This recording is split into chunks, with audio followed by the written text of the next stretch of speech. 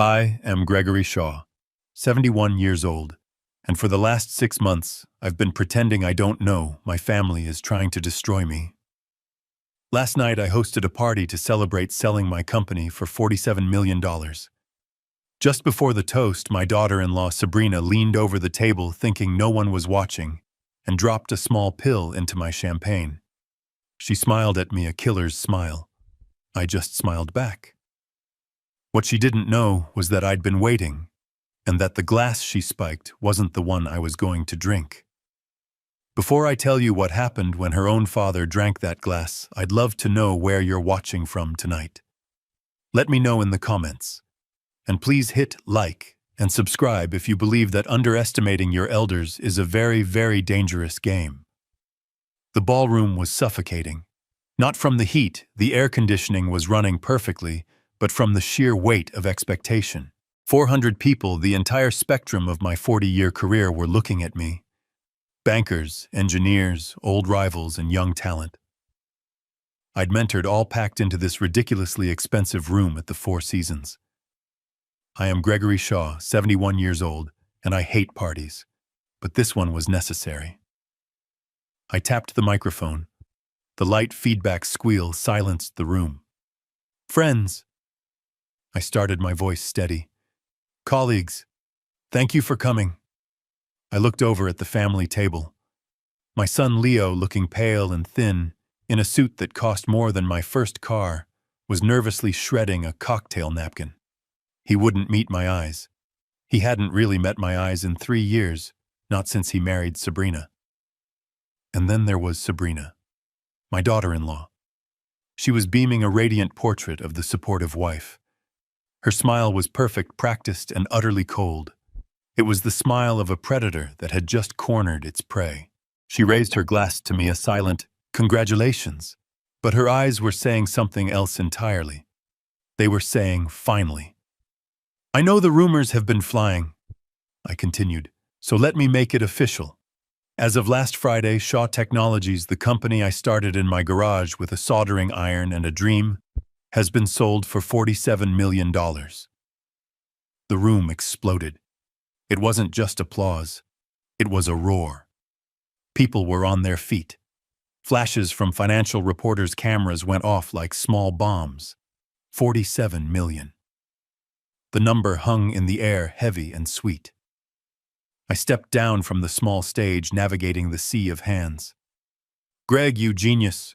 Congratulations, Mr. Shaw. You earned it."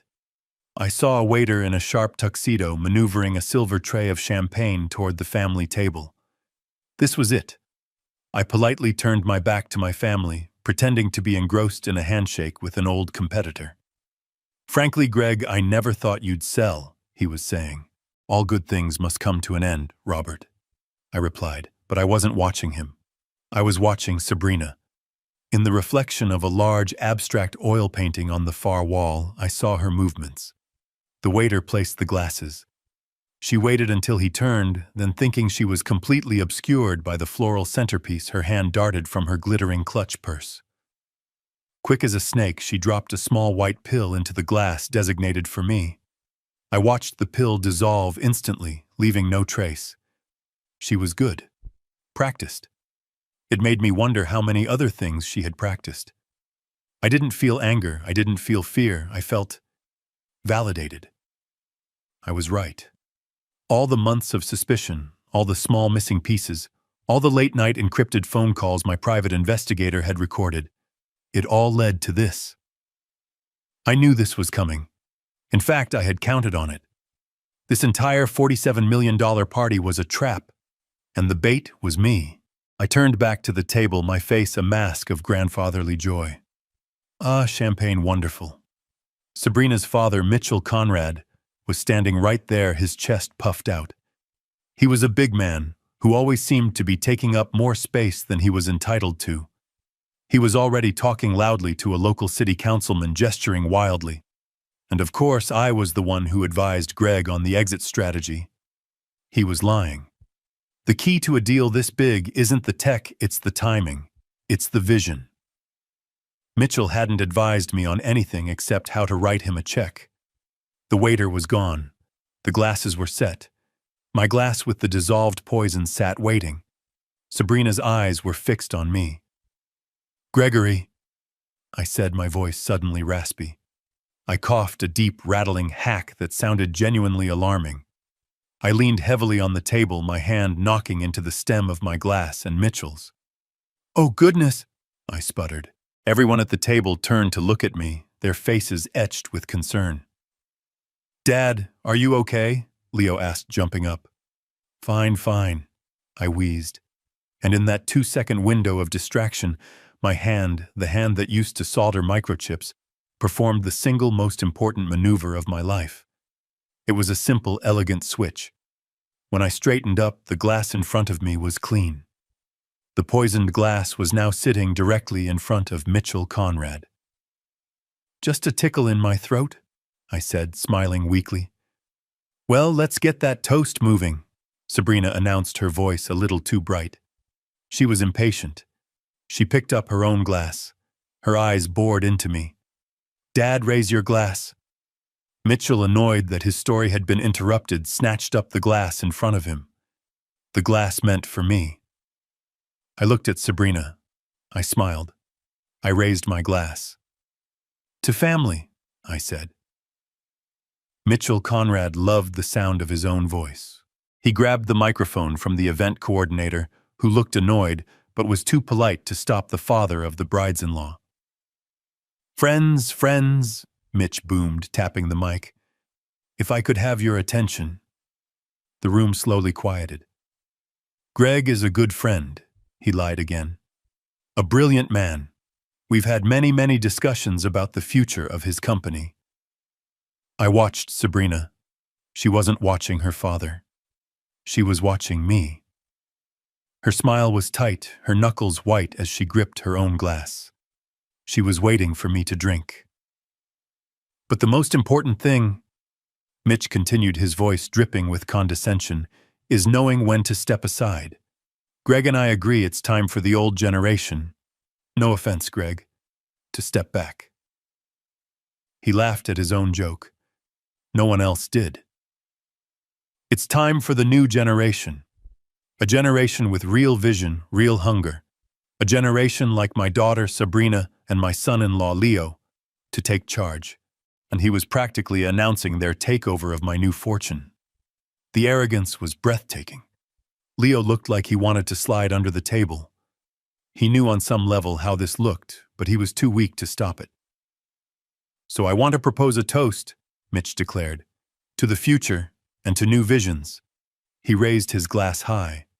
The poisoned glass. "To the future," I echoed, locking eyes with Sabrina. Mitch drank the entire glass down in one gulp. He was a man who did nothing by halves, especially not drinking. I, on the other hand, merely raised my glass to my lips and pretended to take a sip. Sabrina's smile faltered. It didn't just falter, it collapsed. She stared at me, her eyes narrowing.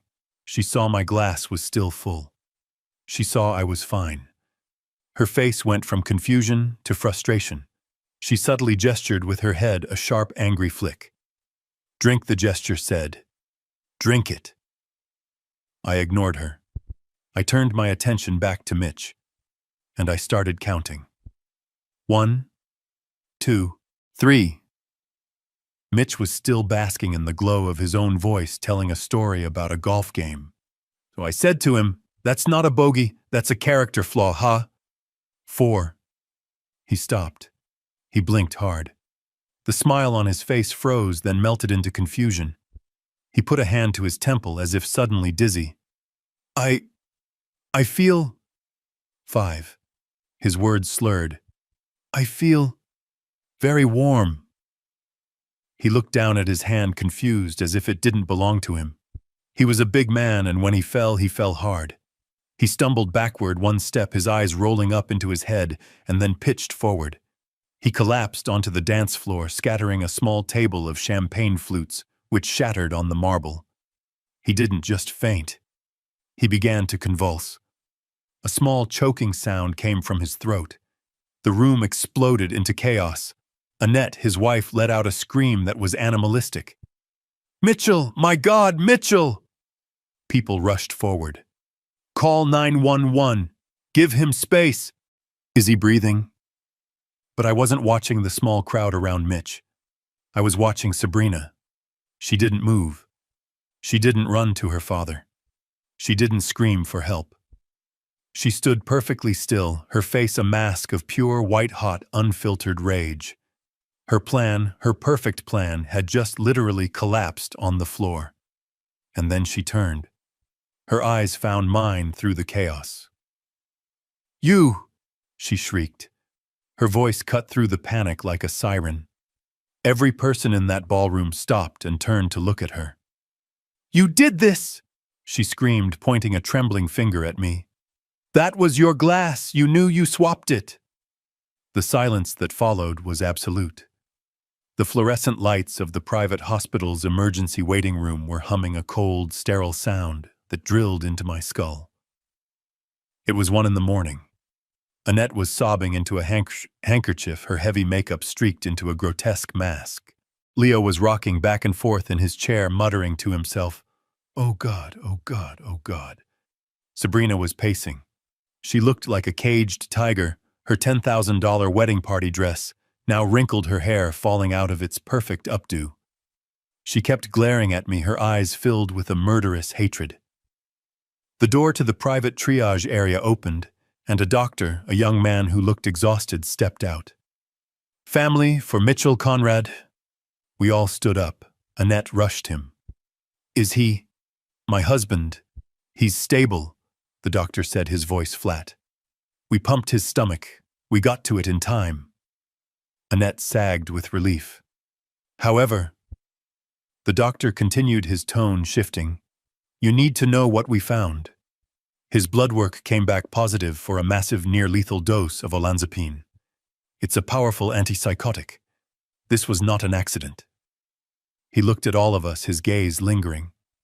"I'm required by law to inform you that we have notified the police. They will be here shortly to take a statement. This was an intentional, malicious act of poisoning." Annette started to wail. "Poisoned? Who would poison my husband?" And then Leo, my son, who had been a ghost for 3 years, finally spoke. He turned to his wife. His voice was quiet, trembling, but it cut through Annette's sobs like a razor. "Sabrina." She froze, staring at him. "Sabrina." "What did you mean?" Leo whispered. "Back at the party. Everyone heard you." Sabrina's eyes darted around, looking for an escape. I don't know what you're talking about, Leo. I was in shock. I was hysterical." "No," Leo said, shaking his head. The denial was finally breaking. "You were specific. You said that was his glass. You were looking at Dad." He took a step toward her. "How did you know it was his glass, Sabrina? How did you know he swapped it?" His face contorted in a mask of dawning, unbearable horror. "Sabrina, what was in that glass?" Sabrina saw the trap closing. She saw the look in her husband's eyes, the look in my eyes, the doctor's suspicious gaze. She was trapped. Her perfect plan had not just failed, it had backfired spectacularly.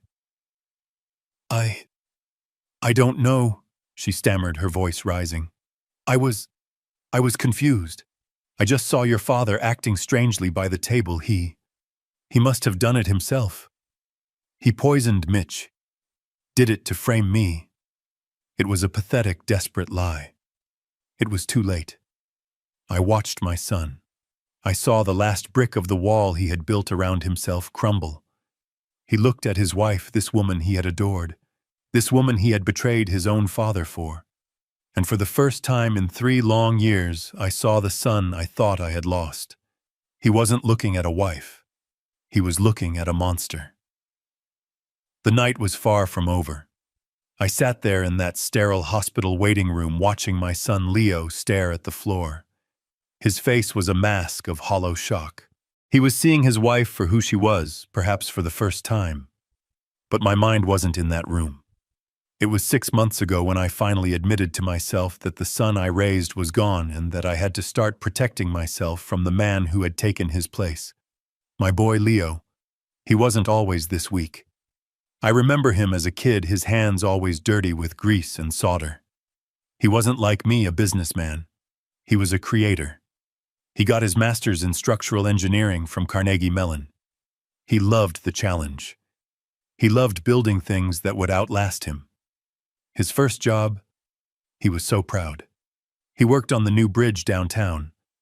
He'd come over for Sunday dinner, his eyes bright, talking about stress loads and tensile strength until my eyes glazed over, but I loved it because he loved it.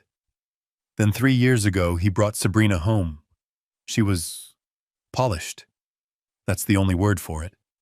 Perfect hair, perfect clothes, a smile that never quite reached her eyes. She was a financial consultant, she said. She talked about leveraging assets and optimizing portfolios. Suddenly, my son, the engineer who loved concrete and steel, started talking about synergy. The change was slow at first. He started dressing better. He stopped talking about his projects. He started talking about money, about passive income streams, about working smart, not hard. That was one of her favorite phrases. Then 6 months ago, he came to my office. Not my home, my office. He sat across from my desk, the desk where he used to do his homework, and he told me he was quitting his job. Quitting? I'd asked, keeping my voice neutral. But you're a lead engineer now. It's a dead end, Dad, he said, and the words sounded rehearsed. I'm just a cog in a machine. Sabrina and Mitch, they've shown me a better way. A better way? I'm going to be a project manager at Mitchell's firm, he announced, puffing out his chest. I knew Mitchell's firm. I'd had it vetted years ago when Sabrina first appeared. It was a shell, a consulting firm that didn't produce a single thing. It just moved money around. And I knew Mitchell was in trouble. A project manager, I repeated. What kind of projects, Leo? Big ones, he said vaguely. International, high-level strategy. It was a fake job, a title, a way for Sabrina and Mitchell to get their hooks into him, to make him dependent on their world. A way to control him, and he couldn't see it. He was so blinded by her, so eager to please his new sophisticated family, that he willingly gave up the one thing that made him who he was. From that day, my son became a stranger. He became their puppet, their inside man, their designated heir. He was the key they needed to unlock my life's work. And as I sat in that hospital waiting room, I looked at his broken face and felt a deep, cold sadness. They hadn't just tried to poison me. They had already poisoned my son long ago.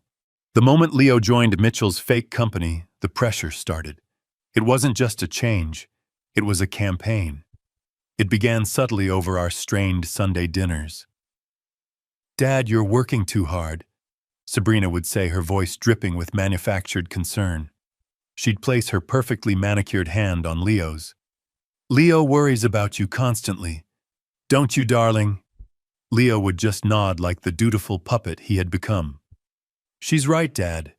You're 71, you should be enjoying yourself. You don't need to be in the office every day. I just sip my wine. The office is what I enjoy, Leo. A week later, the suggestion became a request. Dad, Leo started, clearly rehearsed. I've been thinking. I'm learning so much about high-level management with Mitch. I think I'm ready to take on more responsibility at Shaw Tech. Maybe I could, take over operations. I almost laughed. Operations. Leo, you were an engineer. You know nothing about running a multinational tech company. Sabrina jumped in, her smile tightening. Don't be modest, Leo. You have vision. That's what your father needs. Fresh eyes. My eyes are just fine, I said flatly. The company is not a toy, Sabrina. Then about 2 months ago, the requests for money began. They didn't call it money. They called it capital. Dad, Leo ambushed me in my own home, bringing Sabrina and Mitch with him. It was a planned intervention. "We have a massive opportunity," Mitch announced, spreading blueprints for a non-existent resort on my coffee table.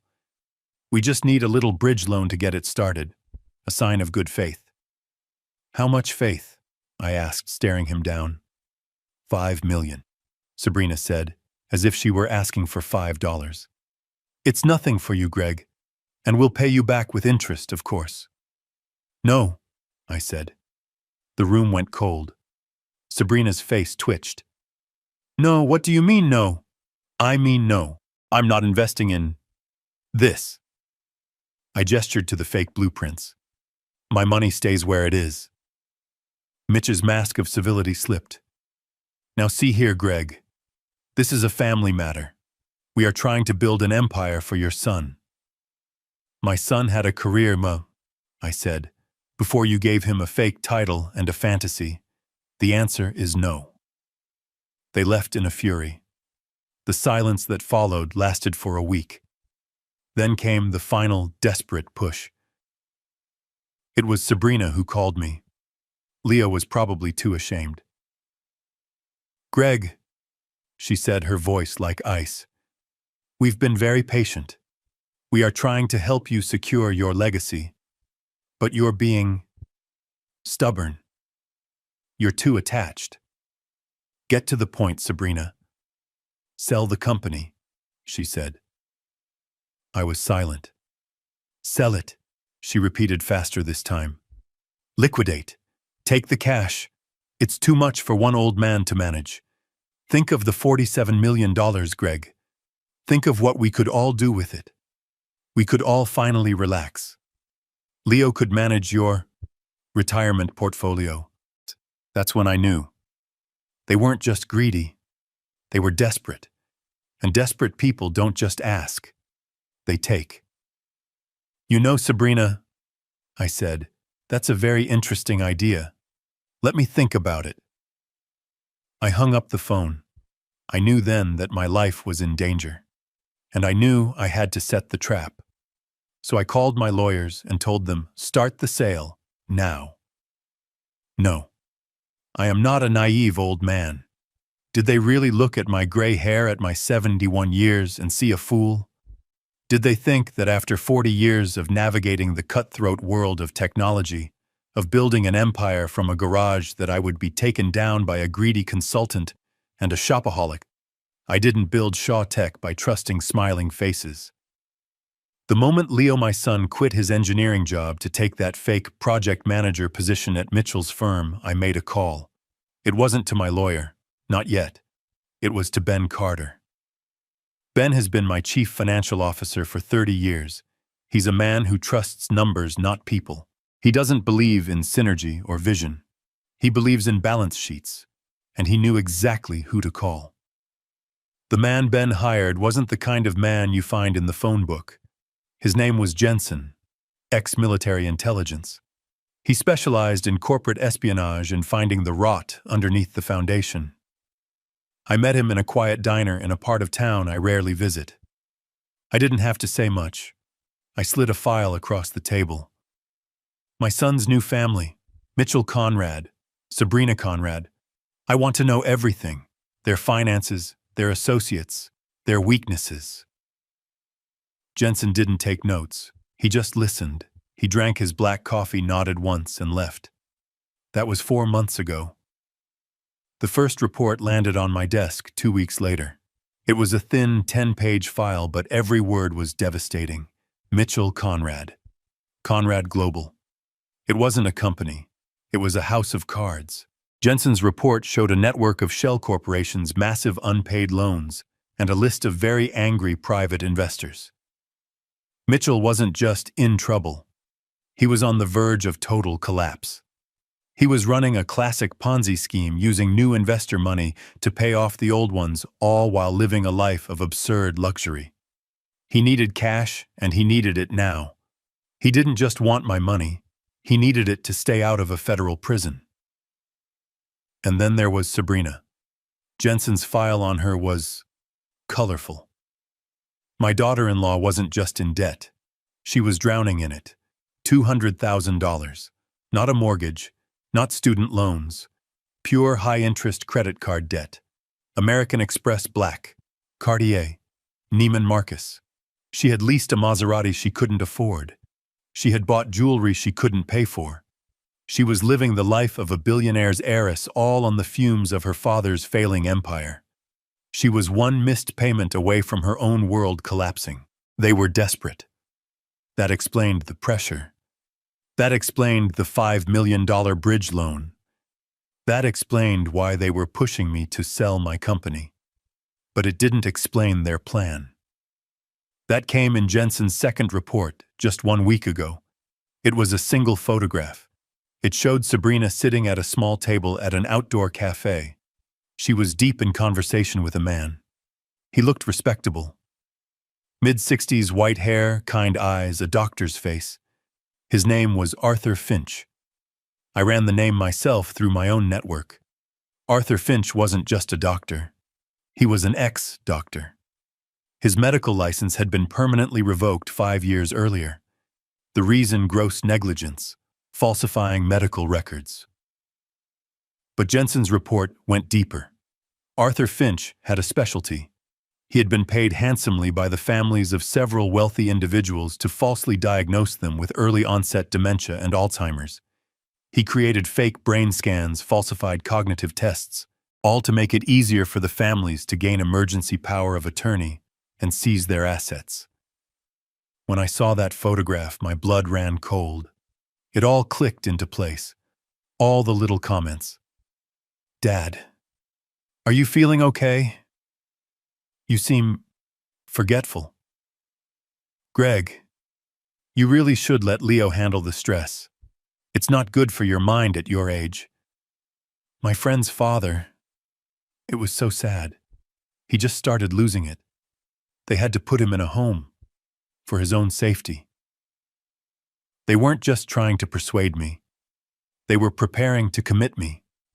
They were going to have me declared mentally incompetent. They were going to steal my company, my money, and my sanity, all in one clean legal move. So when Sabrina called me that same day and said, 'Greg, have you thought any more about selling?' I smiled. And I lied. 'You know what, Sabrina?' I said, 'That's a wonderful idea. I'll call the brokers tomorrow.' I started the sale, and I planned this party, a $47 million trap. I knew they would be impatient. I knew they couldn't resist trying to accelerate their plan to make me look confused or unwell in front of 400 witnesses. And when I saw Sabrina drop that pill into my glass, I knew Arthur Finch's prescription was about to be filled. Only it was going to the wrong patient. I was at the hospital the next morning. The police had been surprisingly efficient. After Sabrina's public hysterical confession at the party, they had officers stationed outside Mitchell's room before he even woke up. They considered him a flight risk or perhaps a target. They let me in as an involved party. I stood at the foot of the hospital bed. Mitchell Conrad looked small.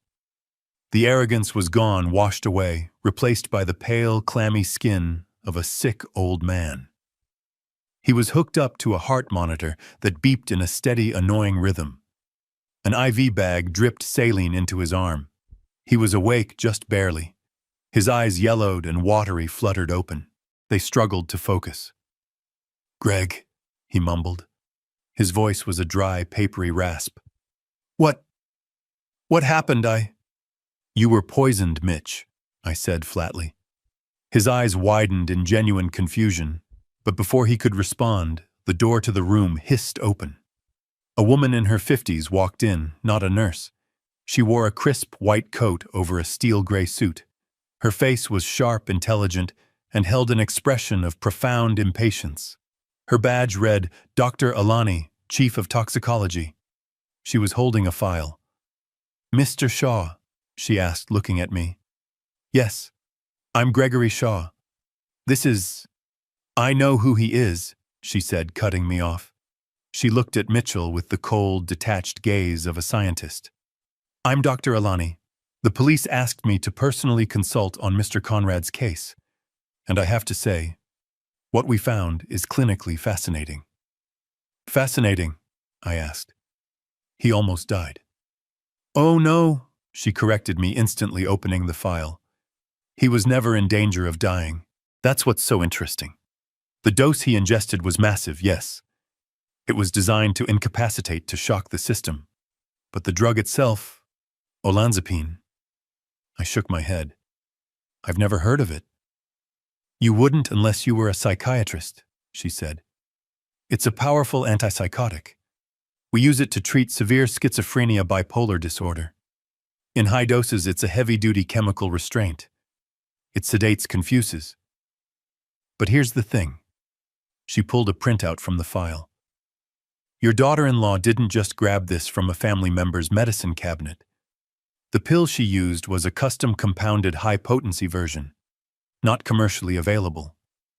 This was specialized. So she was trying to kill him, I stated. Dr. Alani shook her head, a small, impatient sigh. That's the paradox. A massive dose like this, it's messy. It's shocking. It looks like a violent assault. But this specific drug, it has another far more insidious off-label use. I waited. The beeping of Mitch's heart monitor seemed to get louder in the silence. She looked from me to Mitch, who was now listening with a dawning, slack-jawed terror. You see, Mr. Shaw, she said, in a massive dose, olanzapine just knocks you out. It causes seizures like the one Mr. Conrad experienced. But in small, chronic doses administered over weeks, hidden in a morning coffee, or mixed into a daily vitamin, it does something else entirely. She paused, letting the weight of her words settle in the sterile room. It mimics the exact clinical symptoms of rapid-onset dementia. My blood turned to ice. I physically recoiled. I felt the air leave my lungs as if I'd been punched. All those little comments from Sabrina and Leo flashed through my mind suddenly, coalescing into a single horrifying image. Dad, are you feeling okay? You seem forgetful. You're confused, Greg. You already told me that story. It's not good for your mind at your age, Dad. You need to rest. It starts with confusion. Dr. Alani continued, her voice a relentless scalpel. Then short-term memory loss, paranoia, slurred speech, emotional volatility. To an outside observer, especially a doctor who wants to see it, or one who is being paid to see it, it looks exactly like Alzheimer's. I sank into the hard plastic visitor's chair. My God, I whispered. I looked at Mitch. He was staring at the doctor, his face ashen. He knew. Of course he knew. He was part of it. This was their plan all along. They weren't trying to murder me, I said, the words tasting like ash in my mouth. Dr. Alani looked at me, her sharp eyes finally showing a flicker of sympathy. No, Mr. Shaw, she said softly. They weren't trying to kill you. They were trying to erase you. They were going to have me declared mentally incompetent. The party. The $47 million announcement. It must have accelerated their timeline. They couldn't wait for the slow, chronic poisoning. They needed a public spectacle. They gave me a massive dose, hoping I would collapse on that stage, drooling, incoherent, raving. A crazy old man having a psychotic break in front of 400 witnesses. It would have been the perfect justification. We have to put him in a home, for his own safety. And they would have gained control of everything. It wasn't a clumsy attempt at murder. It was a brilliant, diabolical plan to steal my life while I was still breathing. I sank back into that hard plastic chair. The beeping of Mitchell's heart monitor faded into a dull roar in my ears. Dr. Alani's words were still hanging in the air, cold and sharp as sterile steel. It mimics the exact clinical symptoms of rapid-onset dementia. My God, my entire world, the last 6 months of my life, suddenly violently snapped into focus. It wasn't a clumsy assassination plot. It was never about killing me. A simple bullet would have been kinder. This was systematic. It was the complete and total annihilation of me. They didn't want my corpse. They wanted my name, my signature, my power, all wielded by them while I sat drooling in a padded room legally erased. All those little comments, all those moments of manufactured concern I had brushed aside. "Dad, are you feeling okay? You seem forgetful." That was Leo 3 weeks ago after I misplaced my car keys, the keys Sabrina had helpfully found for me later, right where I always left them. "Greg, you really should let Leo handle the stress. It's not good for your mind at your age." That was Mitchell at dinner after I questioned a discrepancy in a report he showed me. My friend's father. It was so sad. He just started losing it. They had to put him in a home. For his own safety, you know. That was Sabrina, her voice like honey, her eyes like ice. They were gaslighting me. They were planting the seeds. I could see their original plan clear as day. It was a slow burn, a masterpiece of cruelty. They would have started small. A tiny bit of that powder in my morning coffee every day for weeks. I would have started to get confused. I'd miss an appointment. I'd forget a name. I'd slur my words at a board meeting. And they would be right there, my loving family, to catch me. "Oh, Dad, you're just tired." "Don't worry, Greg, I'll handle that meeting for you." "Leo, darling, I think we need to call a doctor. I'm so worried about him." And who would they call, of course? Arthur Finch, the disgraced doctor Sabrina had been meeting with. He'd come in with his kind, compassionate eyes. He'd run his tests. He'd shake his head gravely. "I'm so sorry, Leo, Sabrina," he would say. "It looks like classic rapid onset dementia. He's a danger to himself.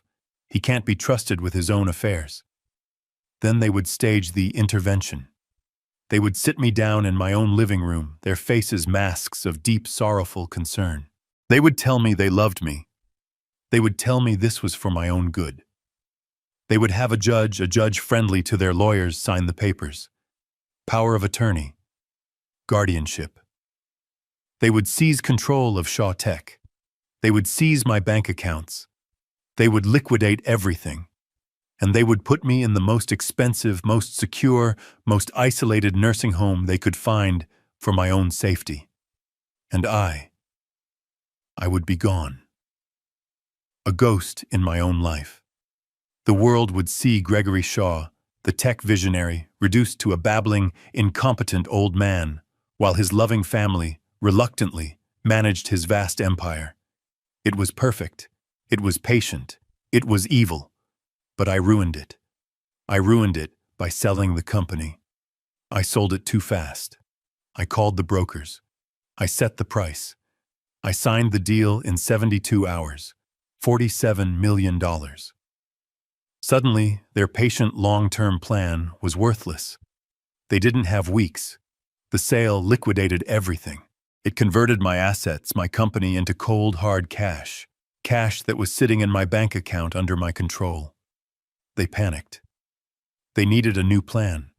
A plan that was fast, public, and undeniable. And that's what last night was. The party.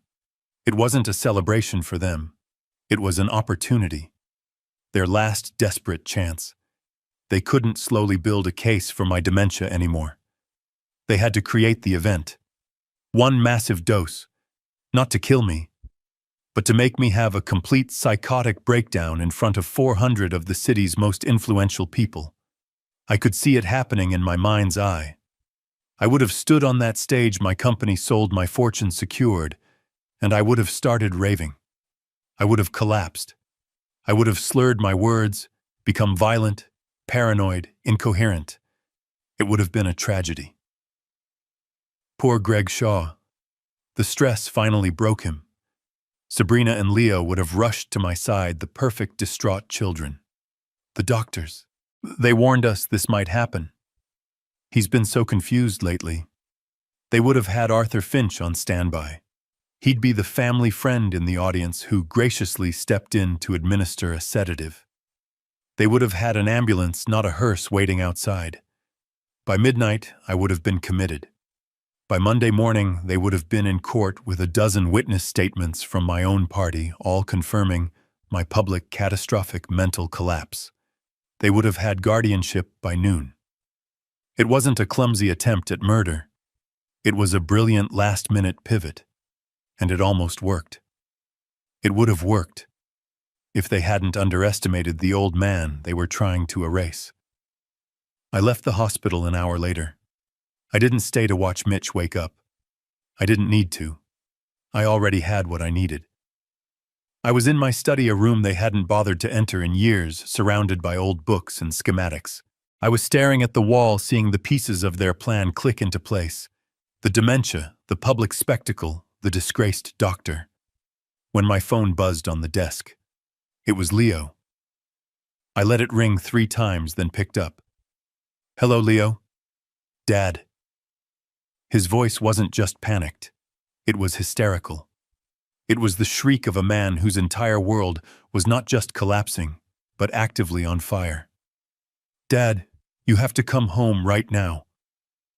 "It's Sabrina." I stayed silent. I waited. She's going crazy. You have to come home and fix this. She's threatening to call the police." I gripped the phone. "The police? Why would she do that, Leo? She's saying you did it," he wailed. "She's screaming. She's telling her mother, she's telling everyone, that you poisoned Mitch on purpose." Ah, there it was. It was beautiful in its own sociopathic way. A perfect pivot. Plan A, having me declared incompetent, had failed. It had blown up in their faces at the party, so they had immediately seamlessly shifted to Plan B. If they couldn't make me the victim, they would make me the villain. "She's saying you knew." Leo was almost sobbing into the phone. "She's saying you found out about the pill, and you let her do it, just so you could swap the glasses and poison Mitch. She's saying you wanted to frame her to get rid of her and her father. She's saying you are the monster." It was brilliant.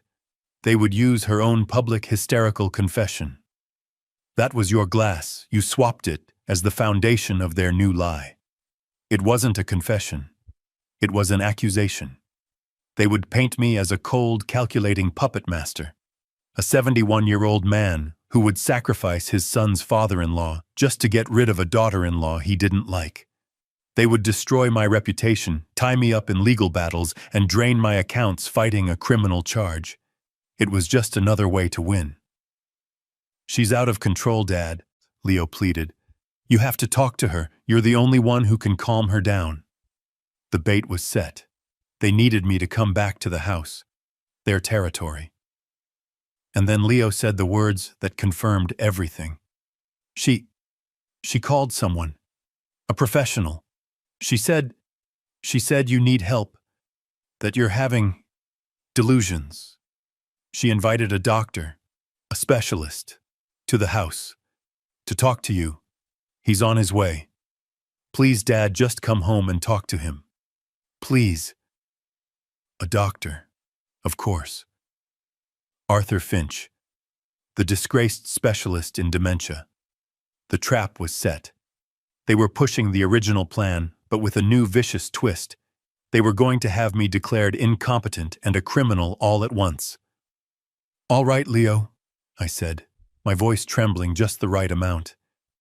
"I'm on my way. No lawyers, just family." I hung up, and I immediately called Ben Carter. "Ben," I said, "it's time. They're all at the house, and they've brought their fake doctor." I checked my reflection in the dark glass of my study window. "Get the team ready, and make sure the cameras are rolling before I walk in the door." I walked up the stone path to my own front door. The house I built. The house where I raised my son. It was silent. Too silent. Ben Carter and his team were already inside. My investigator Jensen had disarmed the alarm system 2 days ago and installed his own audio and video surveillance in the living room. They were waiting in my study, the one room in the house Sabrina never entered because it was too dusty. I put my key in the lock, turned it, and pushed the door open. The air inside was cold.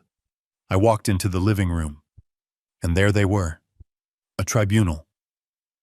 Leo was sitting on the edge of the ottoman, his hands clasped so tightly his knuckles were white. He looked like he hadn't slept in a week. Annette Mitchell's wife sat in my favorite leather armchair, as if it were her throne, her expression a mask of smug concern. And Sabrina. She was standing by the fireplace, the grieving, terrified wife. The moment I walked in, she visibly flinched and took a half step back, a perfect performance of a woman afraid of her abuser. Sitting opposite them in a formal wingback chair was a man I had never met, but whose face I knew intimately. He was in his mid-60s with kind silver hair and a deeply compassionate expression. He wore a crisp white shirt and a bow tie, looking every bit the seasoned, empathetic professional. "Dad," Leo said, his voice cracking as he stood up. "Thank God you're here. This is Dr. Weissman." Dr. Weissman. That's what they were calling him. I stared at him. I knew his real name, Arthur Finch. I knew his specialty. I knew his price. Jensen's report had included every detail right down to the lawsuit that had cost him his medical license. He stood up and approached me, extending a hand. His handshake was firm, warm, and utterly fake. "Gregory," he said, his voice a smooth, deep baritone. "It's a pleasure to meet you. I'm so glad you agreed to talk with us." "My son," he said. It was urgent, I replied, playing my part. I looked around, confused. "What is all this, Sabrina, Annette? What's going on?" Sabrina burst into tears, perfect, right on cue. "We're worried about you, Greg," she sobbed, dabbing at her dry eyes with a tissue. "We're so worried." Dr. Finch, Weissman, guided me to the sofa as if I were a fragile child. "Please sit. Gregory, your family loves you very much. They've called me here because they've noticed some concerning behaviors. They're worried you're not well." I looked at Leo. "Behaviors? What? What behaviors, son?" Leo couldn't look at me. He just stared at his shoes. "It's okay, Leo," Finch said, taking control. "This is difficult." He turned back to me, his face a perfect picture of clinical concern. "Gregory, your son tells me you've been experiencing periods of paranoia, confusion. He says you've been making accusations, lashing out." I don't understand," I stammered. "Last night," Sabrina said, her voice trembling with manufactured fear. You attacked my father. You tried to poison him." "What? No!" I said, my voice rising in mock panic. "That's not true. It was an accident. I don't know what happened." "You see?" Finch said softly, nodding to Leo. "Denial, aggression. It's a classic presentation." He leaned forward, his voice dropping to a hypnotic, patronizing coo. "Gregory, listen to me. Your daughter-in-law saw you. She saw you swap the glasses. She knows you did it intentionally. She believes you are a danger to her and to yourself." But she... I pointed at Sabrina. "She's the one who said..." "Who said what, Gregory?" Finch pressed gently. "Who said what?" "She said you swapped the glasses. Why would she make that up?" This was the trap. My word against hers. The word of a confused, paranoid old man against his terrified, grieving daughter-in-law. She's lying," I insisted, my voice rising. "And now her father is in the hospital." Finch continued ticking off items on a mental checklist. "She says you've been obsessed with her finances, that you've been following her, that you're convinced she's part of some conspiracy against you." "But she is," I shouted, realizing my outburst was playing right into their hands. "Greg," Finch said, his voice suddenly sharp, authoritative. "Stop. You are not well. You are experiencing a severe paranoid delusion. Your family is here to help you. We've already spoken to the judge at the probate court. We have a car waiting outside. We're going to take you to a private clinic where you can be evaluated, where you can be safe. There it was. The final move. They weren't just intervening. They were committing me, right now. They had the fake doctor, the false testimony, and I was sure a stack of forged documents ready for a signature. No, I said, shrinking back. I won't go, you can't make me. Sabrina stood up, her fake tears gone, replaced by a cold, hard finality. We can, Greg, and we will. It's for your own good. But I didn't do anything wrong, I pleaded. Sabrina, just tell them the truth. Tell them what you did. Sabrina let out a cold, sharp laugh. What I did nothing but try to love you. And you repaid me by trying to murder my father. She was so close to the finish line, so arrogant. She thought she had won. But, I saw you, I whispered the final desperate gambit. I saw you put the pill in my glass. Sabrina's face twitched. She looked at Finch, who gave a tiny, almost imperceptible nod. He's cornered. Finish him. Sabrina stepped toward me, her face inches from mine. You saw nothing, old man, she hissed, her voice low and venomous, forgetting just for a second that she was supposed to be the victim. And even if you did, who are they going to believe, me, or the confused, violent old man who just poisoned my father? She smiled. Checkmate. That, I said, my voice suddenly clear, calm, and strong, is an excellent question. I looked past her toward the door of my study. Ben. Did you get all that? Sabrina froze. Her smile vanished. What? The study door opened, and the entire trap snapped shut. I held the phone to my ear, listening to my son's desperate, sniveling plea. He's on his way. Please, Dad, just come home and talk to him. The trap was fully set. The fake doctor, the false accusations, the waiting car. They were going to have me committed. My heart was pounding, but not with fear, with anticipation. I let out a long, shaky breath, making sure the microphone picked it up. Dr. Leo, I don't think I'm sick. My voice was a whisper, the sound of a terrified, confused old man. He's just here to talk, Dad, Leo insisted, his voice cracking. To help Sabrina is just... she's scared. We're all scared, please. All right, I said, my voice breaking. All right, son. I'll come home. Oh, thank God, Dad. But no lawyers, right?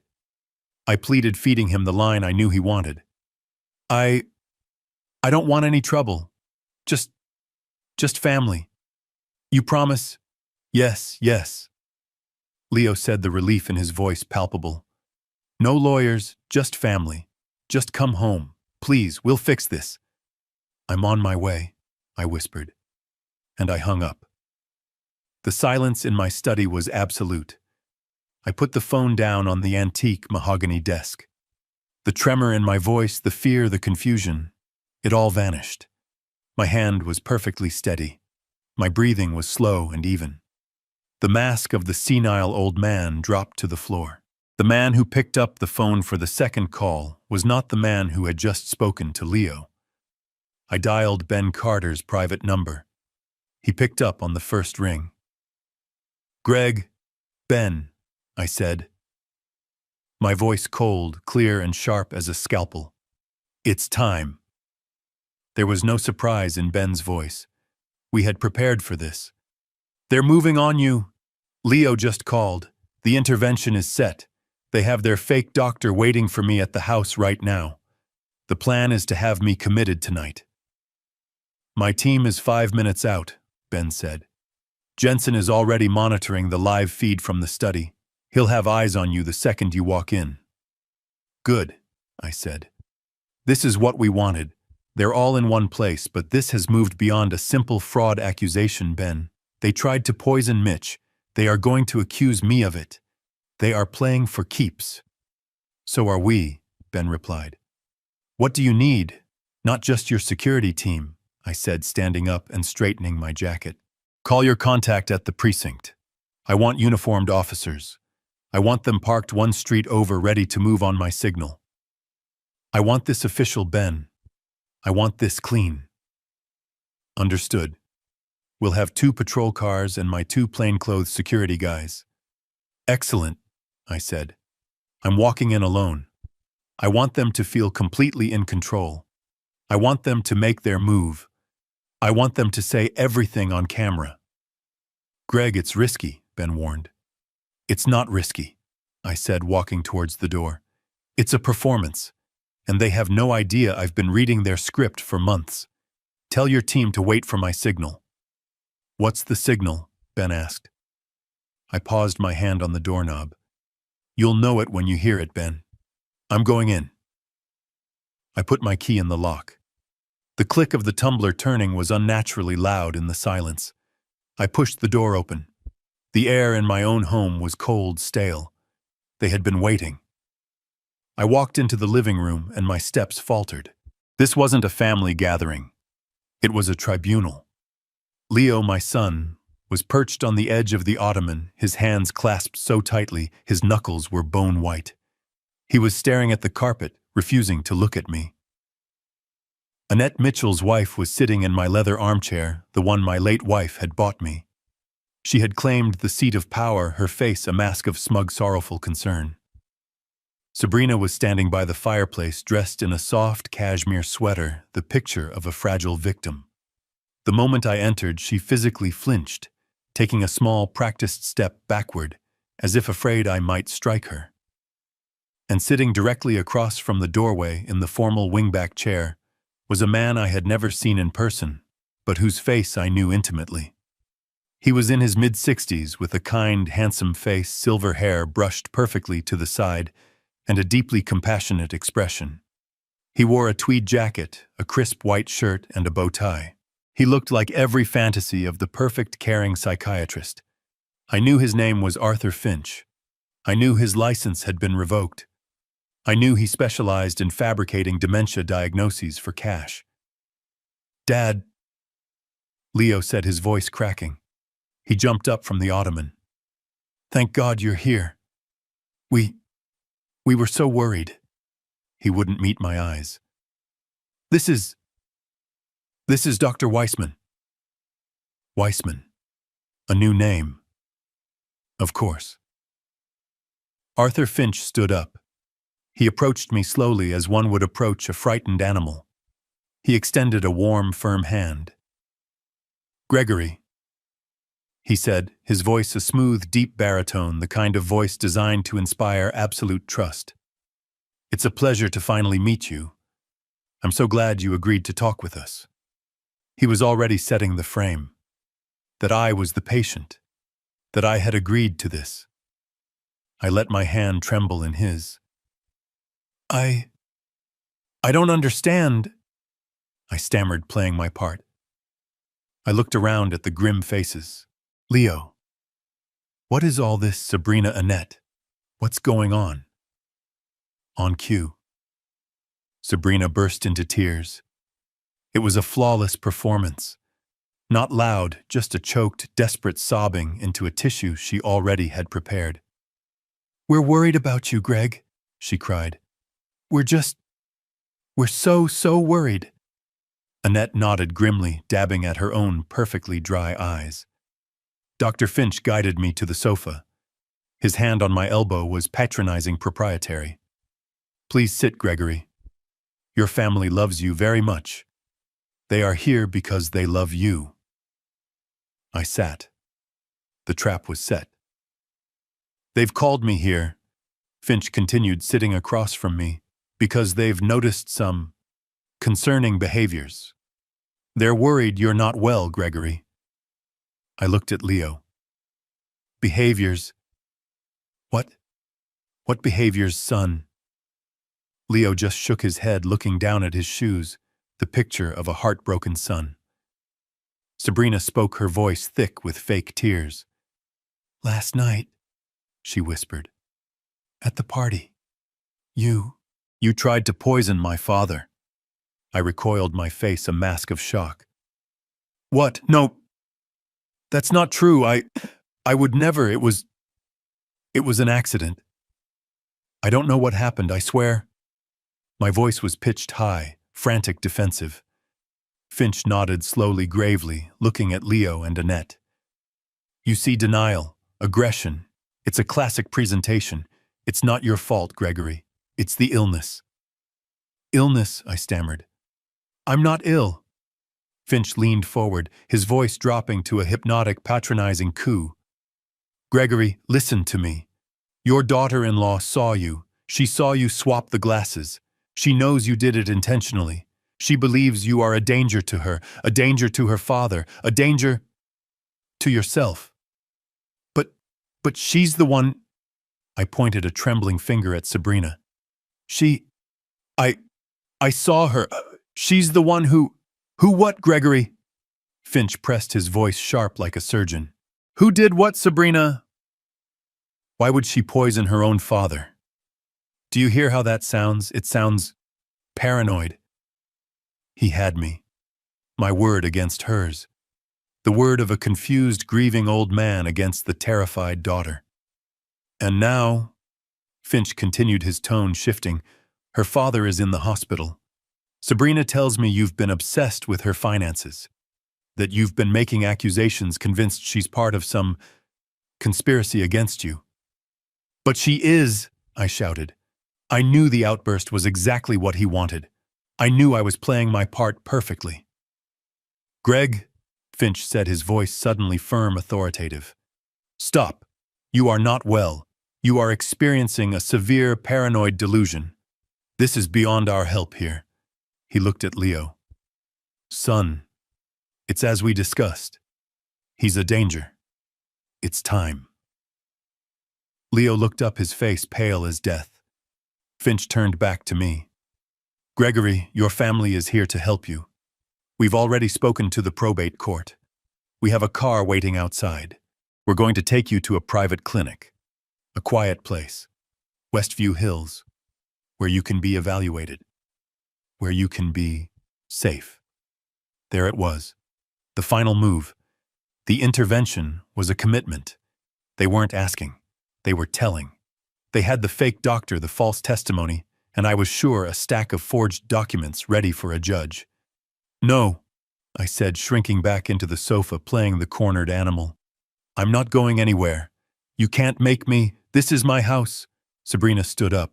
Her fake tears were gone. Her face was cold, hard, and final. We can, Greg, she said. And we will. It's for your own good. We have the authority. I didn't do anything wrong, I pleaded, my voice breaking. I looked at her, my last desperate gambit.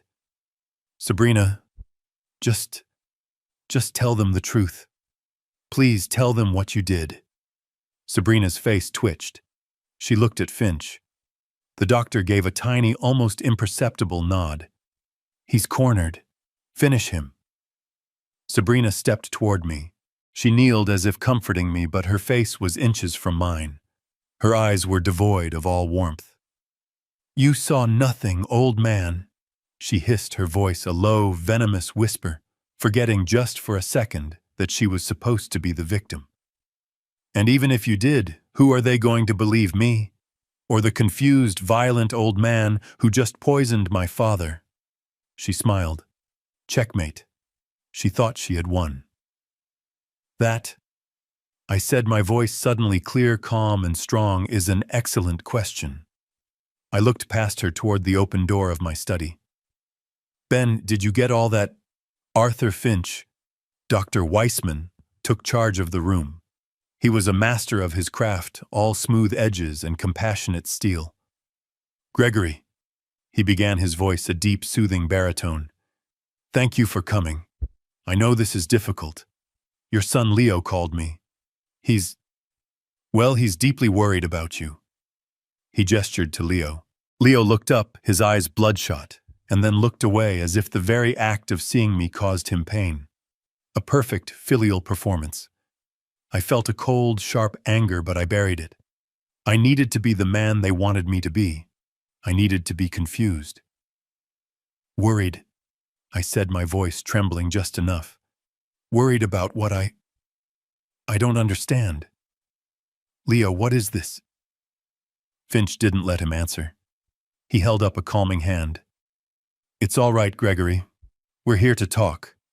Leo tells me you've been under a significant amount of stress, that you've been experiencing periods of, well, confusion, paranoia even. Paranoia. I let my voice crack with indignation. I'm not paranoid. Finch gave a sad, sympathetic nod, as if I had just confirmed his diagnosis. That's a very common response. Please, no one is accusing you. We are concerned. Sabrina, who had been crying softly into her tissue, looked up.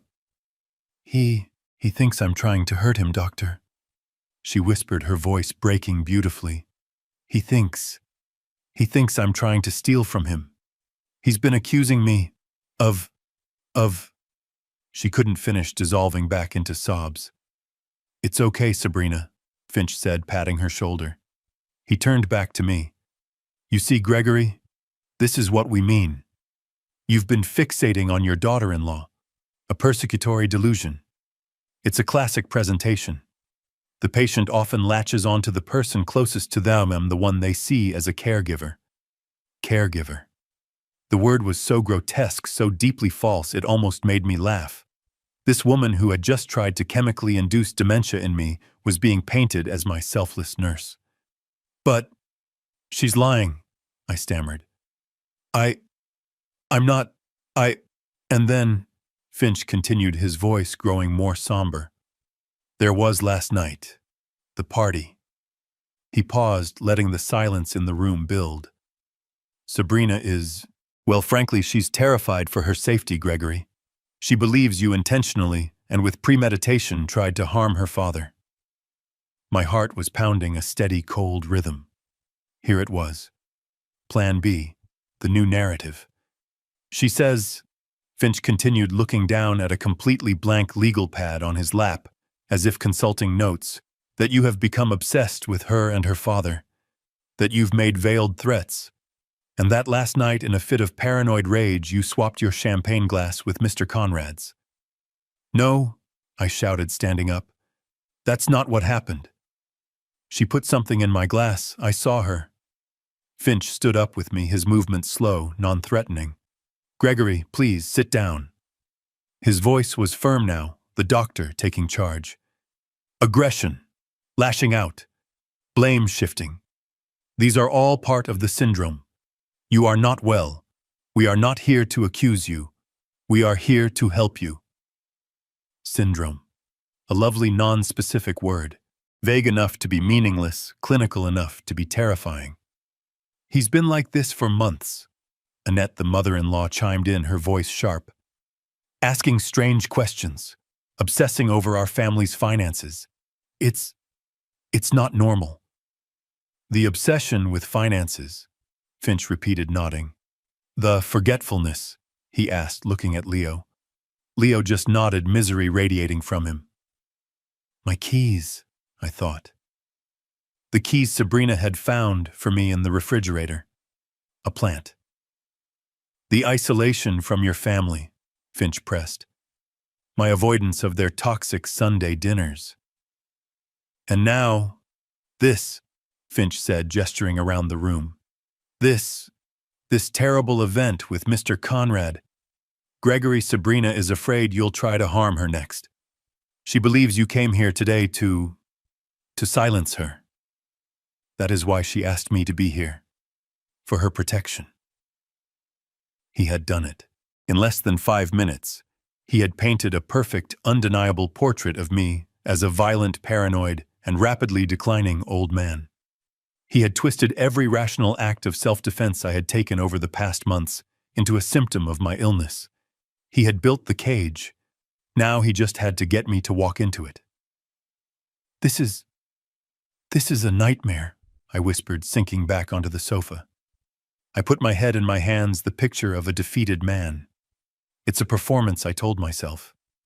Stay in character. Let them make the final move. Finch sat back down. He gave Sabrina a small, satisfied look. It's not a nightmare, Gregory. It's an illness. And the first step is admitting you need help. Help? I looked up, my eyes wide with fake fear. What? What kind of help? Sabrina and Finch exchanged a glance. The kill shot was coming. We think it's time for you to rest, Greg, Sabrina said, her voice dripping with false empathy. A place where you can be safe, where you can't hurt anyone, or yourself. Finch leaned forward, his voice low and serious. Gregory, your family is here to help you. We've already spoken to the judge at the probate court. We have a car waiting outside. We're going to take you to a private clinic, a quiet place, Westview Hills, where you can be evaluated, where you can be safe. There it was. The final move. The intervention was a commitment. They weren't asking. They were telling. They had the fake doctor, the false testimony, and I was sure a stack of forged documents ready for a judge. No, I said, shrinking back. I won't go. You can't make me. This is my house. Sabrina stood up. Her fake tears were gone. Her face was cold, hard, and final. We can, Greg, she said. And we will. It's for your own good. We have the authority. I didn't do anything wrong, I pleaded, my voice breaking. I looked at her, my last desperate gambit. Sabrina, just tell them the truth. Please tell them what you did. Sabrina's face twitched. She looked at Finch. The doctor gave a tiny, almost imperceptible nod. He's cornered. Finish him. Sabrina stepped toward me. She kneeled as if comforting me, but her face was inches from mine. Her eyes were devoid of all warmth. You saw nothing, old man, she hissed, her voice a low, venomous whisper, forgetting just for a second that she was supposed to be the victim. And even if you did, who are they going to believe, me, or the confused, violent old man who just poisoned my father? She smiled. Checkmate. She thought she had won. That, I said, my voice suddenly clear, calm, and strong, is an excellent question. I looked past her toward the open door of my study. Ben, did you get all that? Sabrina froze. Her head snapped toward the study. Her eyes, which had been so cold and confident, were now wide with pure, unadulterated panic. Leo and Annette just looked confused. Ben, Leo stammered. Who's Ben? The fake Dr. Arthur Finch was the first to truly understand. His mask of compassion evaporated. His eyes darted to the front door, calculating his escape route. The study door opened slowly. Ben Carter, my CFO and the most ruthless lawyer I know, stepped out. He was holding his phone, the screen glowing. He was not alone. Behind him stepped Jensen, my private investigator, holding a professional video camera with a bright red record light glowing. And behind him, 2 uniformed police officers. They stepped into the room, their presence sucking all the air out of it. One officer casually moved to block the front door. The other stood by the study, his hand resting near his belt. Cha, Leo whispered, his voice trembling. What is this? Sabrina's face, her entire mask of control, just crumbled. It was like watching a porcelain doll crack and fall apart in seconds. Her knees buckled. No, she whispered. No. Finch, the fake doctor, tried to make a move for the hallway. I believe this is a private family matter, he said, his voice suddenly squeaky. The officer by the door just shook his head. I wouldn't, sir. Please have a seat. Ben Carter walked to the center of the room and looked at Sabrina. His voice was calm, cold, and final. We got all of it, Greg, he said to me. Then he looked directly at Sabrina. Every single word. We got your specific, uncoerced confession poem to spiking your father-in-law's drink at the party. We got your admission that you swapped the glasses to frame him. And we got your conspiracy with Mr. Arthur Finch here. He gestured to the fake doctor. To have Gregory Shaw falsely committed based on manufactured evidence. Sabrina finally found her voice, but it was a desperate, hysterical shriek. This is illegal! You can't record me! You can't do this! Leo, tell them they can't do this! Actually, we can, Mrs. Shaw. Ben Carter said, his voice cutting through her hysteria. In the state of Texas, you can record a conversation as long as one party consents. He tapped his own chest. My team and I sitting in that study were a party to this conversation. He then gestured to me. Furthermore, Mr. Shaw is the sole owner of this property. He gave us full written permission to install surveillance equipment as he feared for his physical and financial safety. Given that you just confessed to a conspiracy to commit a felony against him, I'd say his fears were rather well-founded. Leo just stared his mouth open, looking back and forth between me, his wife, and the armed police officers. Conspiracy falsely. Commit. Mrs. Shaw, the first officer said, stepping forward. I'm going to have to ask you to please sit down. You too, ma'am, he said to Annette. And you, sir, he said to Finch. This is now an active investigation. Sabrina's shriek was not human. It was a raw, primal sound of pure, cornered rage. You can't do this! She screamed, lunging forward, not at me, but at Ben. You bastard! You can't! The second officer, the one who had been standing quietly by the study, moved with a speed that was shocking. He stepped directly into her path, his arm coming up to block her. Ma'am, I need you to stay calm. Calm? She shrieked, her voice cracking. He set me up! He set us all up! It's a lie! Annette, meanwhile, simply collapsed. She didn't faint. She just folded in on herself in the armchair, her hands covering her face as she let out a series of high-pitched, gulping sobs.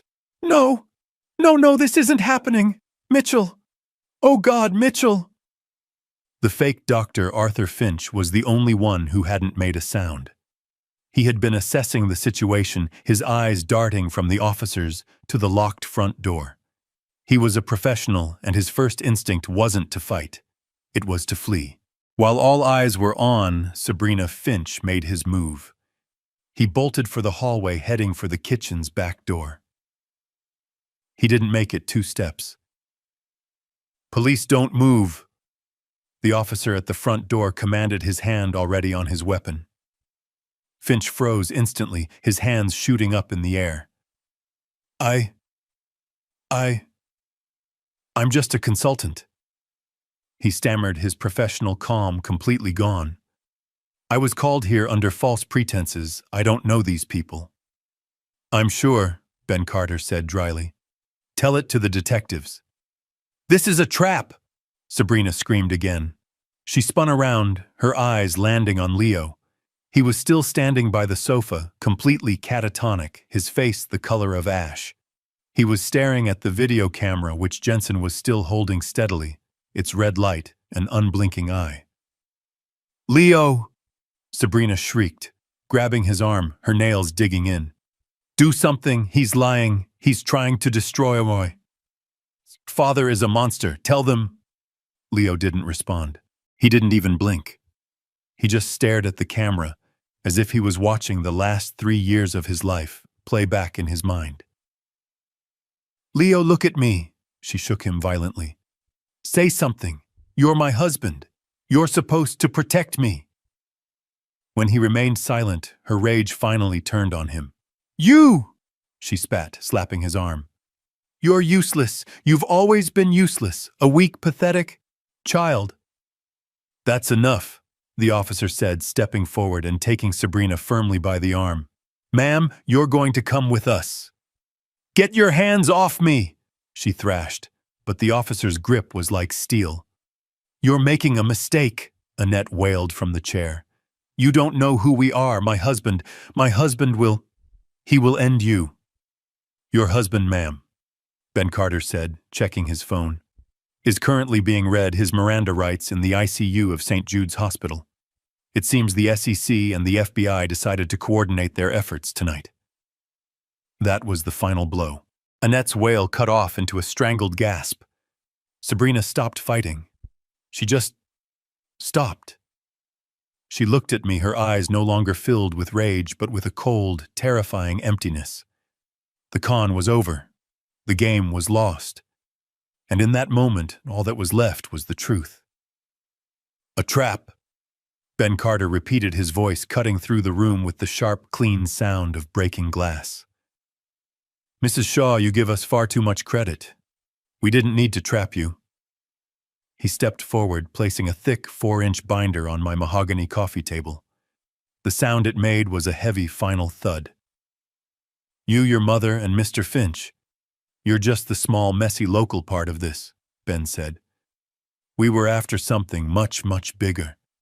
He looked at Leo, who was still staring at his wife, the word conspiracy still hanging on his lips. Leo, Ben said, his voice softening just a fraction. For the past 4 months, your father hasn't just been investigating your wife. He's been investigating your father-in-law, Mitchell Conrad. Mitch, Leo whispered. What does he have to do with this? Everything, Ben said. He tapped the binder. You thought your father-in-law's company, Conrad Global, was a legitimate consulting firm. You thought you were a project manager. You weren't. There is no Conrad Global. Not really. Sabrina let out a strangled noise, a mix between a sob and a laugh. You're lying. It's a holding company. It's a house of cards, Sabrina, Ben said, his voice dropping. It's a classic textbook Ponzi scheme. And the person who filed the whistleblower complaint that triggered the SEC investigation was your father. I watched my son's face. He didn't understand. He couldn't. SEC, Leo murmured. The Securities and Exchange Commission. Leo, I said, speaking for the first time. The federal government. Ben Carter opened the binder. It was filled with spreadsheets, bank flow charts, and offshore account numbers. Mitchell Conrad hasn't made a legitimate dollar in over a decade. Ben explained, his voice a calm, relentless monotone. He's been paying his old investors, like that city councilman at the party, with money he gets from new investors. He's been promising 30% returns on real estate projects in Dubai, projects that do not exist. He pulled out a single sheet of paper and handed it to the lead police officer. That's a copy of the wire transfer. Mitchell is currently $82 million in the red. He's been insolvent for 3 years. He's been using your wife. He turned to Sabrina.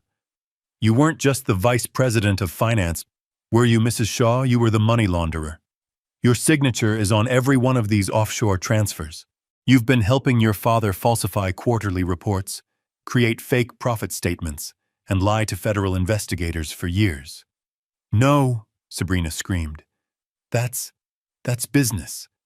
It's complicated. You don't understand. Oh, I think we do, Ben said. We understand that your $200,000 in credit card debt wasn't your real problem. That was just spending money. Your real problem is the $82 million hole you and your father were about to be buried in. He looked back at me. Greg, you asked me why they were so desperate, why they moved so fast. Here's why. He pulled out another document. This is an internal memo from the SEC. A full forensic audit of Conrad Global was scheduled to begin this coming Monday. Tomorrow. In less than 24 hours. Sabrina's legs gave out. She physically sagged against the officer who was holding her arm. They were out of time, I said, the final horrible piece clicking into place. Completely, Ben confirmed. They had no more new investors. The well was dry. They were staring down the barrel of a federal indictment. They needed a miracle. They needed a massive, untraceable cash infusion. He pointed at me. They needed $47 million. I looked at Leo. His face was gray. He was finally seeing the truth. The sale of your company, Leo, Ben said, his voice relentless. It wasn't a retirement plan for them. It was their only lifeline. It was the money they were going to use to plug the $82 million hole, to pay off just enough investors to pass the audit to make it all go away. They weren't trying to get rich, Leo, I said softly. They were trying to stay out of prison. And that, Ben said, closing the binder, is why they couldn't just ask for the money. Greg would have refused. He would have seen the fraud. So they had to take it. They had to accelerate their plan. The olanzapine, the fake doctor, the public commitment. It was their last desperate Hail Mary pass. They had to have Greg declared mentally incompetent before Monday morning, Ben finished, so they could get legal control of his $47 million, so they could make the transfer, so they could pay off their victims and save themselves. The room was silent. The only sound was the clicking of the officer's radio and Annette's quiet, gasping sobs. It wasn't about greed, Leo whispered, his voice full of a terrible, childlike disbelief. I put my hand on my son's shoulder. No, son, I said. It was never just about greed. It was about survival. And they were perfectly willing to sacrifice my mind, my entire life, to save their own. I looked at my son, Leo. He was still processing the words Ponzi scheme and federal prison. His entire reality was disintegrating. They ran out of time, I said, my voice cutting through the heavy silence. Sabrina, who was still being held by the officer, looked up. Her eyes were no longer just angry. They were dead. She knew I had them. Annette, I said, turning to the mother-in-law, who was still sobbing in the armchair. You knew, didn't you? You knew the SEC audit of Conrad Global was scheduled for 9 a.m. tomorrow morning, Monday. Annette's sobs hitched. She refused to look at me. That's what this was all about, I said, my voice resonating with the full, cold power I had hidden for so long. It was never just about getting rich. It was about survival. I walked over to the coffee table and placed my hand on the thick binder Ben had brought. $82 million in fraud. Do you know what that gets you, Leo? 25 to life. Minimum. For your wife. For your father-in-law. I looked at Sabrina. You were out of time. The well was dry, no new investors, no more money to move around. You were staring at the end of your entire world. You were going to prison. You all were. I let that sink in. The police officers stood silently by the door. Jensen's camera was still rolling, capturing every second. And then, I continued, I gave you a miracle. I don't, Leo stammered. I sold my company, I said. $47 million, cash, liquid, sitting in my personal bank account. I looked at Sabrina. It wasn't a retirement fund for you to look forward to. It was a lifeline. It was the only money in the world you could get your hands on fast before that Monday morning audit. It was the money you were going to use to plug that $82 million hole to pay off just enough of your angriest victims to pass the audit and make it all go away. Sabrina's breath was coming in short, sharp gasps. You didn't just want my money, I said, my voice dropping to a whisper. You needed it. You needed it to stay out of jail. And that, I said, turning back to my son, is why last night happened. That's why they couldn't just ask for the money. I would have seen the fraud. I would have asked questions. I would have said no. So you had to take it, Ben Carter added, stepping forward. You had to accelerate your plan. You couldn't wait for a slow chronic poisoning. You needed him declared incompetent this weekend. I nodded. They needed me in a padded room by Sunday night, so they, I pointed to Sabrina, could get emergency guardianship by 9 a.m. tomorrow, so they could walk into the bank with a court order, access my account, and make the transfer. They were going to steal my $47 million to cover up their $82 million crime. I looked at Leo, my son, my only child, his face a gray hollow mask of despair. "It wasn't just greed, son," I said. "It was fear. They were perfectly willing to sacrifice my mind, my freedom, my entire life, just to save their own skin." The silence in the room was absolute. It was thick, heavy, and suffocating. Leo was just standing there, a statue of a man, his face gray.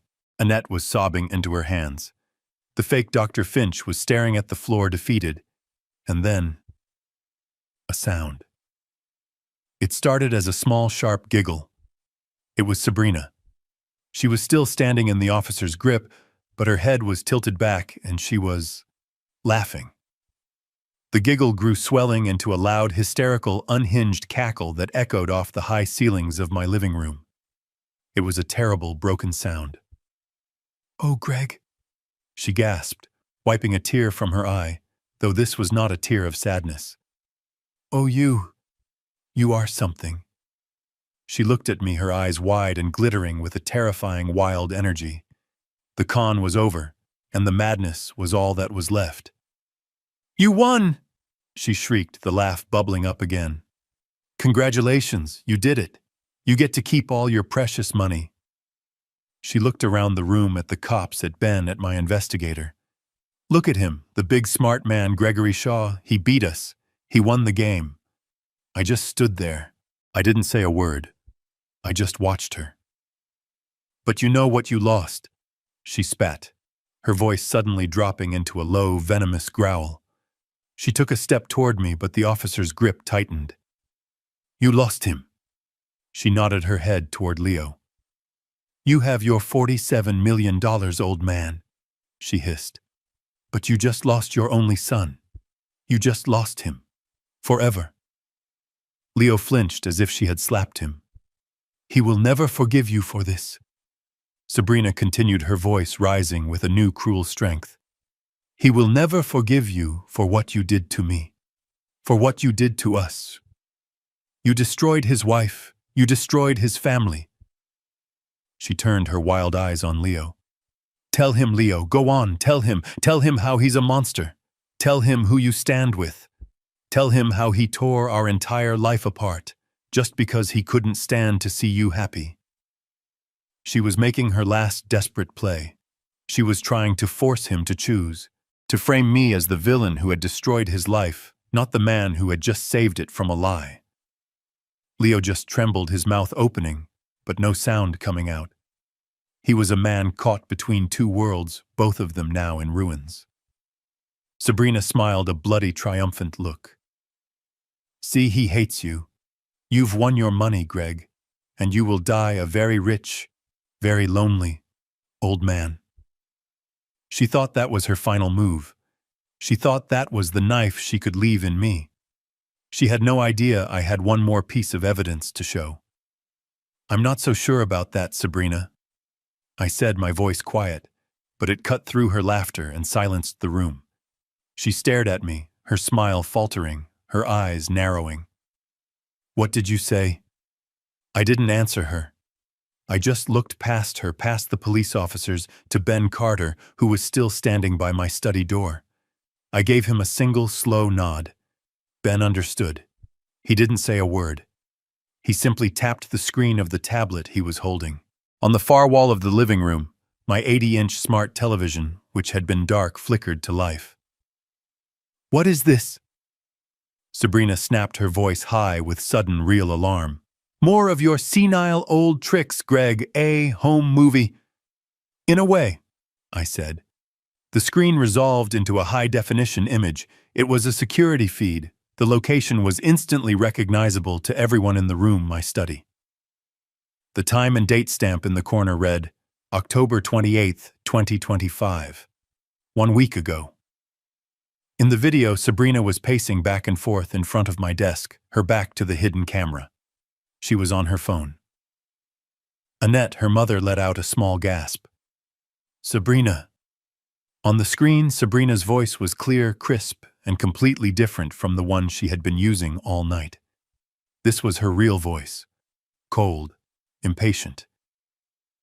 "Dad, you need to calm down," she said, presumably to Mitchell. "I told you it's all handled. No, he's not suspicious. He's an old fool. He's so desperate for family he'll believe anything we tell him. I watched Leo. He flinched as if he'd been struck. His eyes were glued to the screen. I know the audit is on Monday. Video, Sabrina snapped into the phone. That's why we're doing this now. Finch is ready. The second the old man is committed, I get power of attorney. I'll have the 47 million moved to the holding account before noon. It's done. You just have to hold the SEC off for one more day. Finch, the fake doctor, turned a sickly shade of gray. The police officers were watching him intently now. Listen, Sabrina on the video said, her voice dropping to a conspiratorial hiss. I have to go. Leo's pulling up. God, I can't wait for this to be over. She paused, listening to something her father said on the other end. Then she laughed. It was the same cold, sharp laugh I'd heard in the restaurant, the one that had chilled me to the bone. Don't worry about Leo, she said. Leo, standing next to me, made a small choked sound. He's not a problem. He'll do whatever I say. He's weak, Dad. He's always been weak. He's so pathetic, so desperate for my approval. He'd sign his own death warrant if I told him it would make me happy. I could feel Leo trembling beside me. He wasn't just shaking. He was vibrating, his entire body seized by a silent tremor. And then the video delivered the final fatal blow. Look, video, Sabrina said. The second Greg is in Westview, and we have control of the cash I'm filing for divorce. I mean it.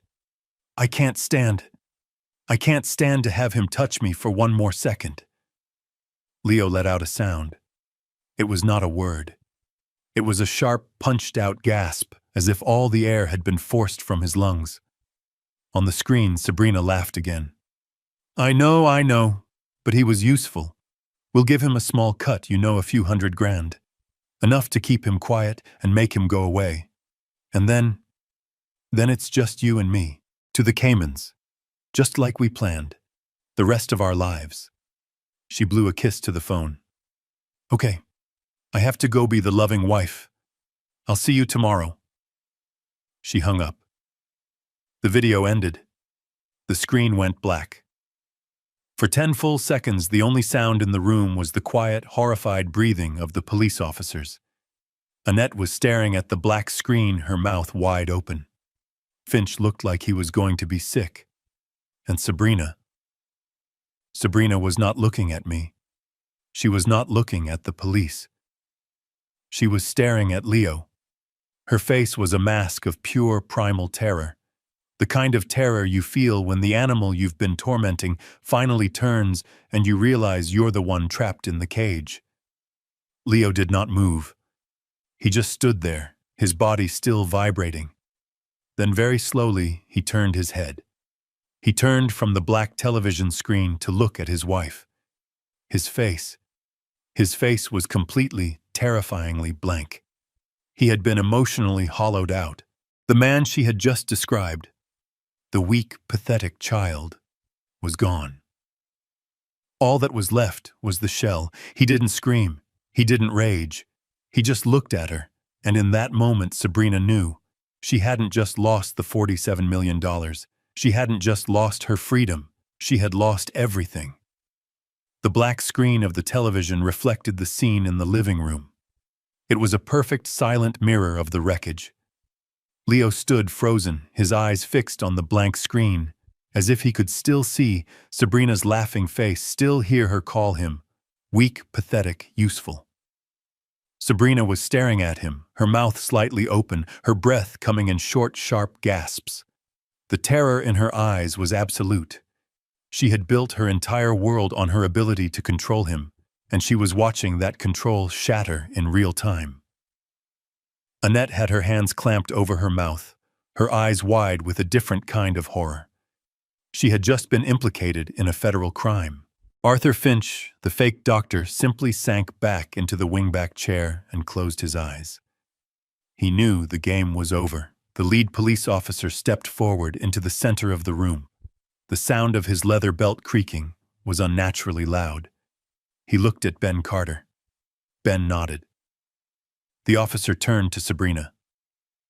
Mrs. Sabrina Shaw, he said, his voice hard, official, and devoid of any emotion. You are under arrest for conspiracy to commit fraud, attempted assault, and reckless endangerment. He reached for her arm. Sabrina didn't fight. She didn't scream. All the manic hysterical energy had drained out of her. She was a puppet whose strings had been cut. She simply held out her hands in front of her, her eyes still locked on Leo's catatonic face. The sound of the handcuffs clicking shut was like a gunshot in the silent room. No, she whispered. Not in protest, just in disbelief. The second officer turned to the man in the bow tie.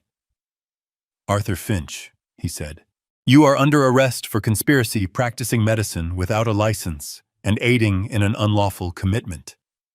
Finch didn't resist. He stood up slowly, like an old man, and put his hands behind his back. He was a professional con man. He knew when to fold. Then the first officer looked at the armchair. Mrs. Annette Conrad. That broke the spell. Annette's head snapped up. Me, she shrieked, her voice cracking. I didn't do anything. I'm a victim here. My husband was poisoned. Ma'am, the officer said patiently, you were present and complicit in a conspiracy to falsely imprison an elderly individual. You are an accessory to all of these crimes. Please stand up. No, she screamed, clawing at the leather chair. I'm not going anywhere. I'll call my lawyer. You can't do this. You don't know who we are. My husband will end you. Ben Carter let out a small, tired sigh. He looked at the hysterical woman. Mrs. Conrad, he said, his voice flat. Your husband Mitchell was arrested at St. Jude's Hospital 20 minutes ago. He was attempting to flee while still in his hospital gown. He's being held on a federal warrant from the SEC for securities fraud. Trust me, Ben added. Your lawyers are going to be very, very busy. Annette's mouth opened, but all that came out was a high-pitched, strangled noise. The officer pulled her to her feet and cuffed her. They were led out one by one. Sabrina silent and dead-eyed. Finch looking at the floor, Annette finally collapsing into real gasping sobs of despair. And Leo, my son, just stood there. He watched his wife, his mother-in-law, and their family doctor be led out of his father's house in handcuffs. He didn't move. He didn't speak. He didn't even blink. He just watched. The front door clicked shut. The sound was deafening in the sudden heavy silence of the living room. Sabrina was gone. Annette was gone. Finch was gone. The only things left were me, my son, Leo, Ben, and Jensen, who was quietly packing his camera gear. Leo was still standing in the exact same spot, a statue carved from ash. He hadn't moved. He was just staring at the empty space where his wife had been. The lead officer, Officer Riley, was speaking quietly into his radio, confirming the transport. Yes, 3 in custody. 1 male, 2 females. Charges are… He paused. His other phone, his personal cell, began to buzz on his belt. He looked at the caller ID, and his expression sharpened. Excuse me, he said, holding up a finger. He answered it. Riley, yes, I'm at the Shaw residence now. He went silent, listening intently. His eyes widened slightly. You're kidding me, he said into the phone. In the lobby, while still in his gown. I looked at Ben. Ben looked at me. Wait, say that again. Officer Riley turned, walking a few paces toward the window, as if needing privacy for the shocking news. The SEC, they did what… Leo's head slowly lifted. He was listening now, his catatonic state broken by the new thread of drama. They froze everything, Riley continued. Wow. Okay. Yes. That certainly changes things. So he has no access to counsel, understood. No, we have the wife and the mother-in-law here. We'll add it to the file. Thank you for the heads up. He hung up the phone and let out a long, low whistle. He looked at Ben, then at me. Well, Mr. Shaw, he said, it seems you're not the only one who had a busy night. Mitchell, I asked. though I already knew the answer. Mitchell Conrad, Officer Riley confirmed, shaking his head in disbelief. That was my contact at the hospital. Seems Mr. Conrad got a phone call a few minutes after he woke up, probably from his wife here, warning him that the plan had gone bad. He ripped out his IV, threw on his shoes, and made a run for it. Didn't even bother to change out of his hospital gown. Did he get away? Leo whispered, his voice hoarse. Not even close, the officer said. 2 federal agents from the Securities and Exchange Commission were already in the lobby, waiting to interview him about that little $82 million business of his. They arrested him right by the revolving doors. Apparently, he put up quite a fight for a man who was just poisoned. He put his phone back on his belt. Oh, he added almost as an afterthought. And that SEC warrant, it wasn't just for his arrest. It was a complete asset freeze. As of 30 minutes ago, every account tied to Mitchell Conrad, Annette Conrad, and Conrad Global is frozen. Solid. They can't access a single dime. They can't pay for a cup of coffee, let alone a high-priced defense attorney. He looked at the empty space where Annette had been wailing about her lawyers. Looks like they'll be needing a public defender after all. The final invisible thread had been cut. The Conrad empire, the entire illusion of wealth and power that had seduced my son and fueled this entire nightmare, hadn't just been exposed. It had been, in a single clean stroke, completely and utterly annihilated.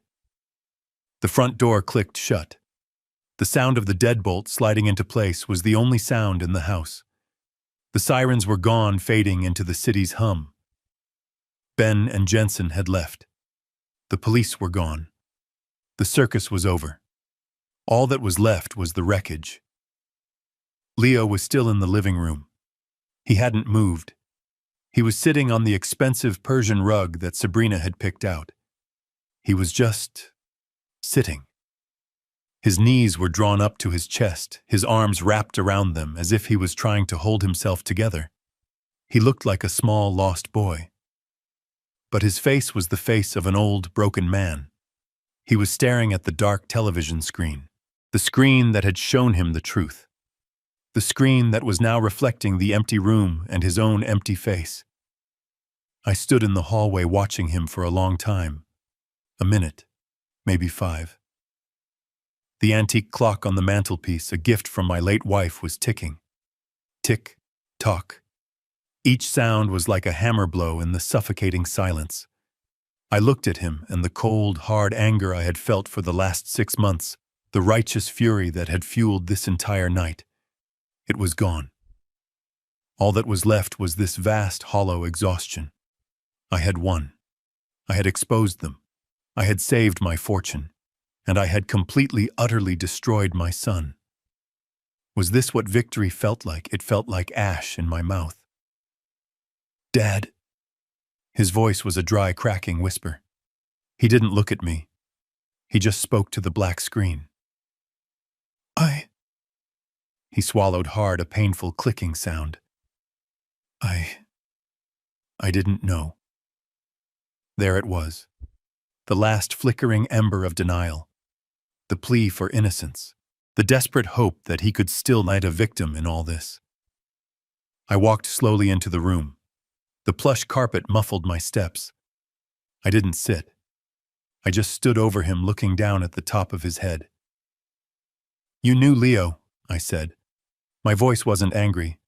It was just tired. So profoundly tired. No, he whispered, shaking his head. No, She fooled me, Dad. She lied to me. I loved her.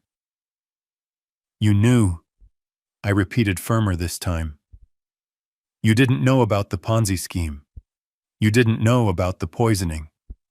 But deep down, in that place you've been refusing to look at for 3 years, you knew.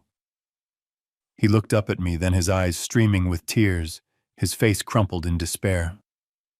How could I have known? You knew, I said, when your wife, who you knew was drowning in credit card debt, suddenly found the money for a new Maserati. He flinched. You knew, I said, when your brilliant engineering career, the one you loved, was replaced with a fake, high-paying project manager job, where you did nothing all day but take her father to lunch. It was a career change, he stammered. It was a lie. I cut him off. A lie you chose to believe. You knew. I continued, my voice relentless. Every time they mentioned my forgetfulness. Every time they talked about how I needed rest. You knew every time they asked for a loan, and you sat there silent, letting them do it. You knew when you sat at my dinner table eating my food in my house while they subtly, expertly insulted me, and you stayed silent. You chose silence, Leo. He had no answer to that. He just bowed his head, his body shaking with silent, racking sobs. I just wanted her to be happy, he choked out. I just wanted her to love me. I closed my eyes. The honesty of that, the pathetic, heartbreaking truth of it, was worse than any of his lies. And that's the choice you made. I said, my voice softening just a fraction. You chose her happiness over my safety. You chose her lies over my truth. You chose to be comfortable instead of being a man. He had no answer to that. He just wept. I had nothing left to say. The trial, that was for them. This was for him. And it was over. I turned and walked to the small antique table by the door. My car keys were there, right where I'd left them hours ago in a different lifetime. I picked them up. The jingle of the metal tags was explosive in the quiet room. Leo's head snapped up. His sobs cut off. The sound of the keys, it was a sound of movement, of finality. Dad, he whispered, his eyes wide with a new fresh panic. Where are you going? You're leaving me. I'm going to a hotel, I said. Ben has a suite for me at the Omni. I can't be here tonight. But what about me? He whispered. I have nowhere to go. They'll lock the house, Sabrina's family, the bank. This house is yours, I said. The deed is in your name. I gave it to you when you got married, remember? They can't take it. I walked to the door. I opened it. The cool, damp night air felt good on my face. It smelled like rain. I looked back at him one last time. He was still on the floor, a 42-year-old man who looked like a broken child, surrounded by the expensive, tasteless furniture his wife had bought with my stolen money. You can't stay here tonight, Leo, I said. But you just said, it's my house. I mean, you can't stay here, I said, gesturing to the room to his collapsed form. You can't stay in the middle of her life. Her things are in the closet. Her perfume is in the air. Her mother's influence is in these very walls. You can't heal here. You can't even think here. I reached into my pocket. I took out a credit card, a simple new Visa. Not my card. A card Ben had prepared. I tossed it onto the rug in front of him. Go to a hotel, I said. A different one. Go anywhere else. But you have to get out of this room. You have to get out of the wreckage. Dad, I don't know what to do. I know. I said, my hand on the doorknob. And here was the final painful truth. You've spent 3 years being Sabrina's husband. You've spent your whole life being Greg's son. You need to go find a quiet room, somewhere, and for the first time in your life, you need to figure out who Leo is, all by himself. I didn't wait for an answer. I stepped out into the night and pulled the door shut behind me, leaving him alone in the silence. 6 months have passed since that night. The house is quiet now. The gaudy, expensive furniture Sabrina picked out is gone. I sold it all. I gave the money to a victims fund for the people Mitchell Conrad destroyed. My house is my own again. It's filled with my old books, my blueprints, the familiar scent of wood polish and old leather. It's a place of peace. But the silence is different. The trial was a media sensation. The press called it the tech titan's takedown. They painted me as some kind of calculating mastermind. They weren't entirely wrong, but they missed the point. It was never a game. It was pest control. Mitchell Conrad's case was first. It was a federal trial. It had nothing to do with me, not really. It had to do with the $82 million. The courtroom was packed for weeks. Dozens of families, elderly couples, young professionals. They all took the stand one by one and described how Mitchell had charmed them, befriended them, and then systematically stolen their entire lives, their retirement, their children's college funds, their homes. He sat there in his expensive suit, his arrogance intact, as if he was the victim of a minor misunderstanding. The jury deliberated for less than 2 hours. 20 years. 20 years in a federal white-collar prison. Not for poisoning me, but for the lifetime of lies that led him to that point. He'll be in his 80s, a broken man by the time he gets out. If he gets out. Then came Sabrina's trial, and Annette's, and Arthur Finch's. They tried to sever their cases, but the judge wouldn't allow it. He called it what it was, a single intertwined conspiracy. Finch, the fake doctor, was smart. He knew the game was up. He turned state's witness against Sabrina and Annette for a lighter sentence. He took the stand and in a calm, clinical voice detailed every meeting, every phone call, every dollar they had promised him to fabricate my dementia. He was sentenced to 3 years for fraud and practicing medicine without a license. A light sentence, but he had given the prosecution what it needed. Annette's defense was pathetic. She just cried.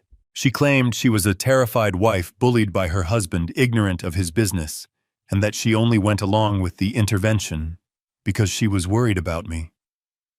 But Ben Carter was ready for that. He played the audio from my living room. The tape where Sabrina and Finch were calmly discussing how to handle my paranoia.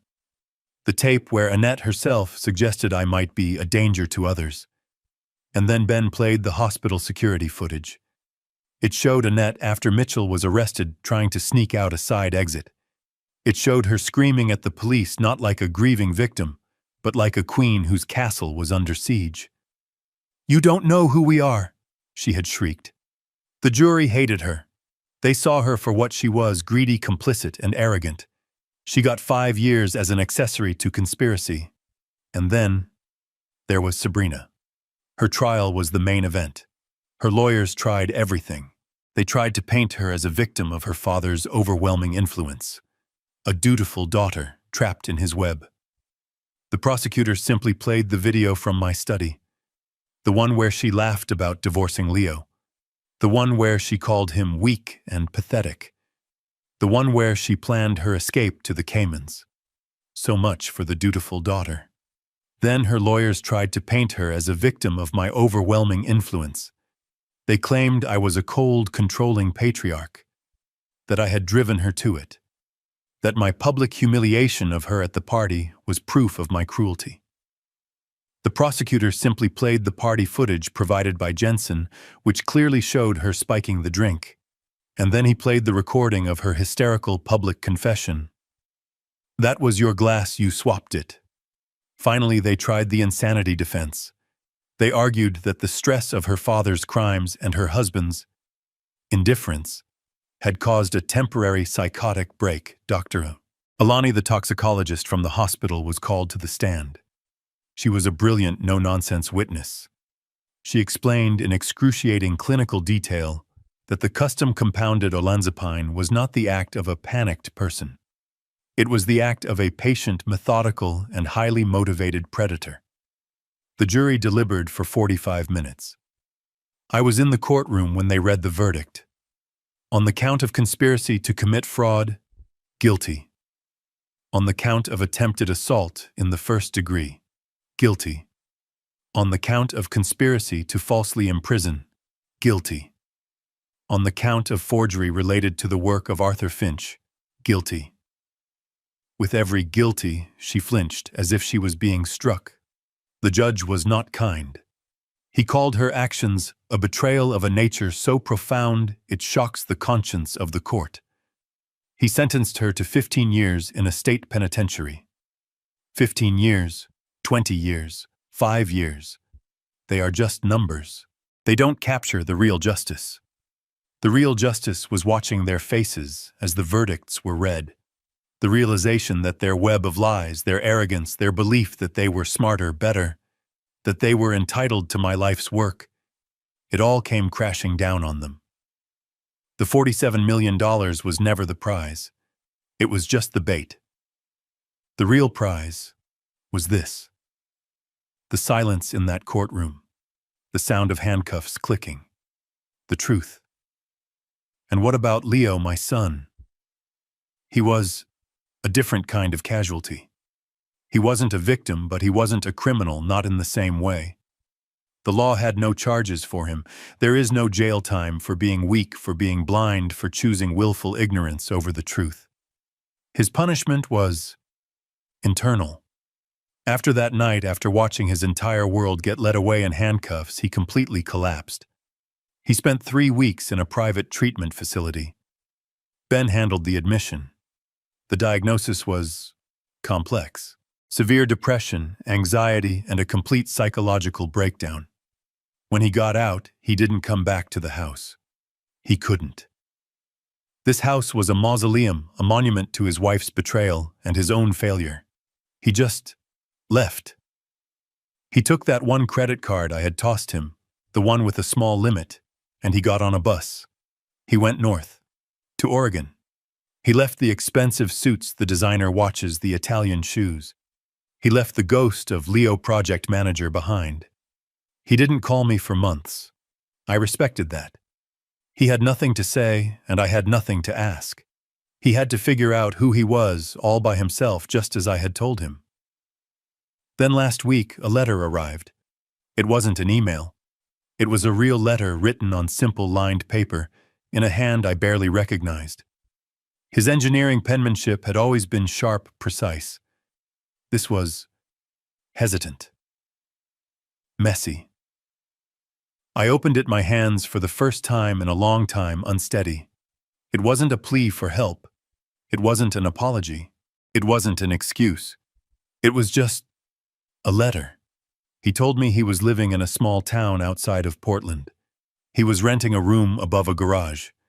He told me he had found a job. He was working as an apprentice at a local carpentry shop. A carpentry shop. The irony was so thick I could barely breathe.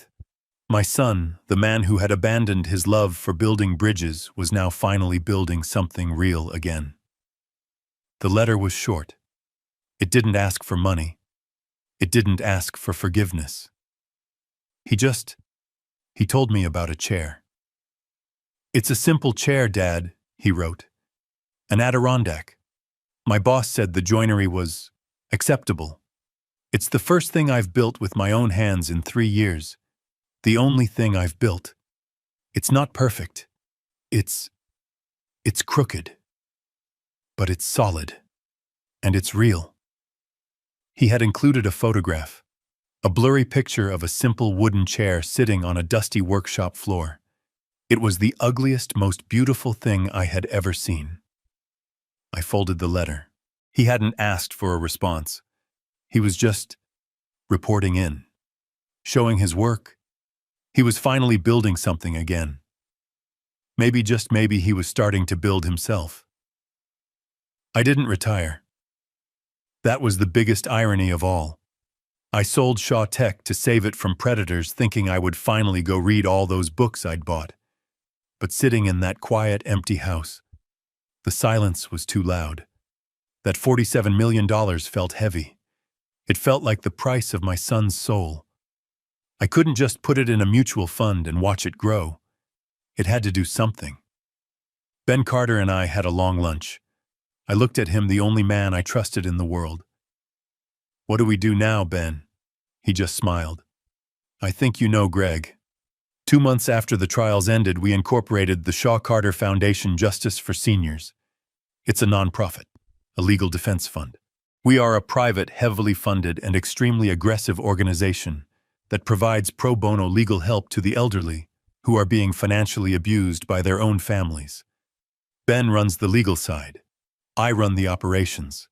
My skills, it turns out, are perfectly transferable. We are the people you call when your children try to have you declared incompetent. We are the ones who pay for the real doctors, the real private investigators.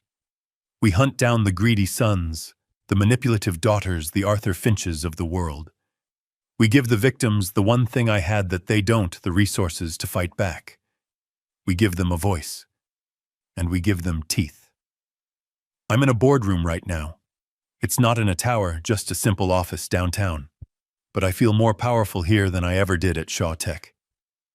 Across from me are 3 young, hungry lawyers, the first recipients of the Shaw Carter Fellowship.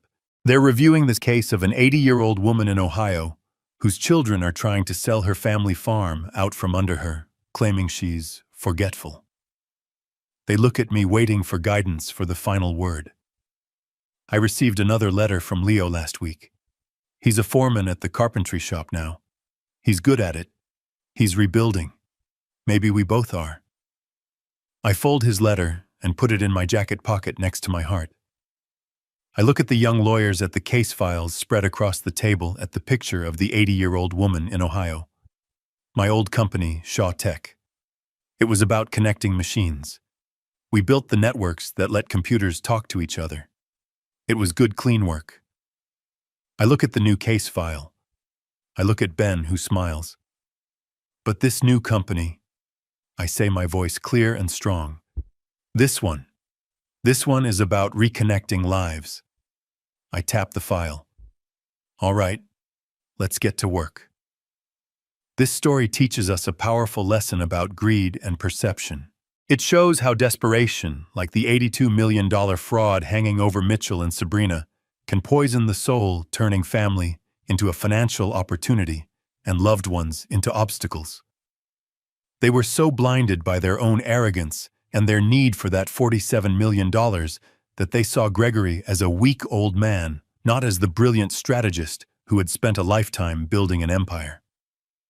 The true moral is that money doesn't define your worth or your power. True strength lies in integrity, wisdom, and the courage to protect your dignity, proving that those who are underestimated are often the most dangerous. Let us know in the comments, do you think Gregory's elaborate trap was an act of perfect justice, or did he go too far?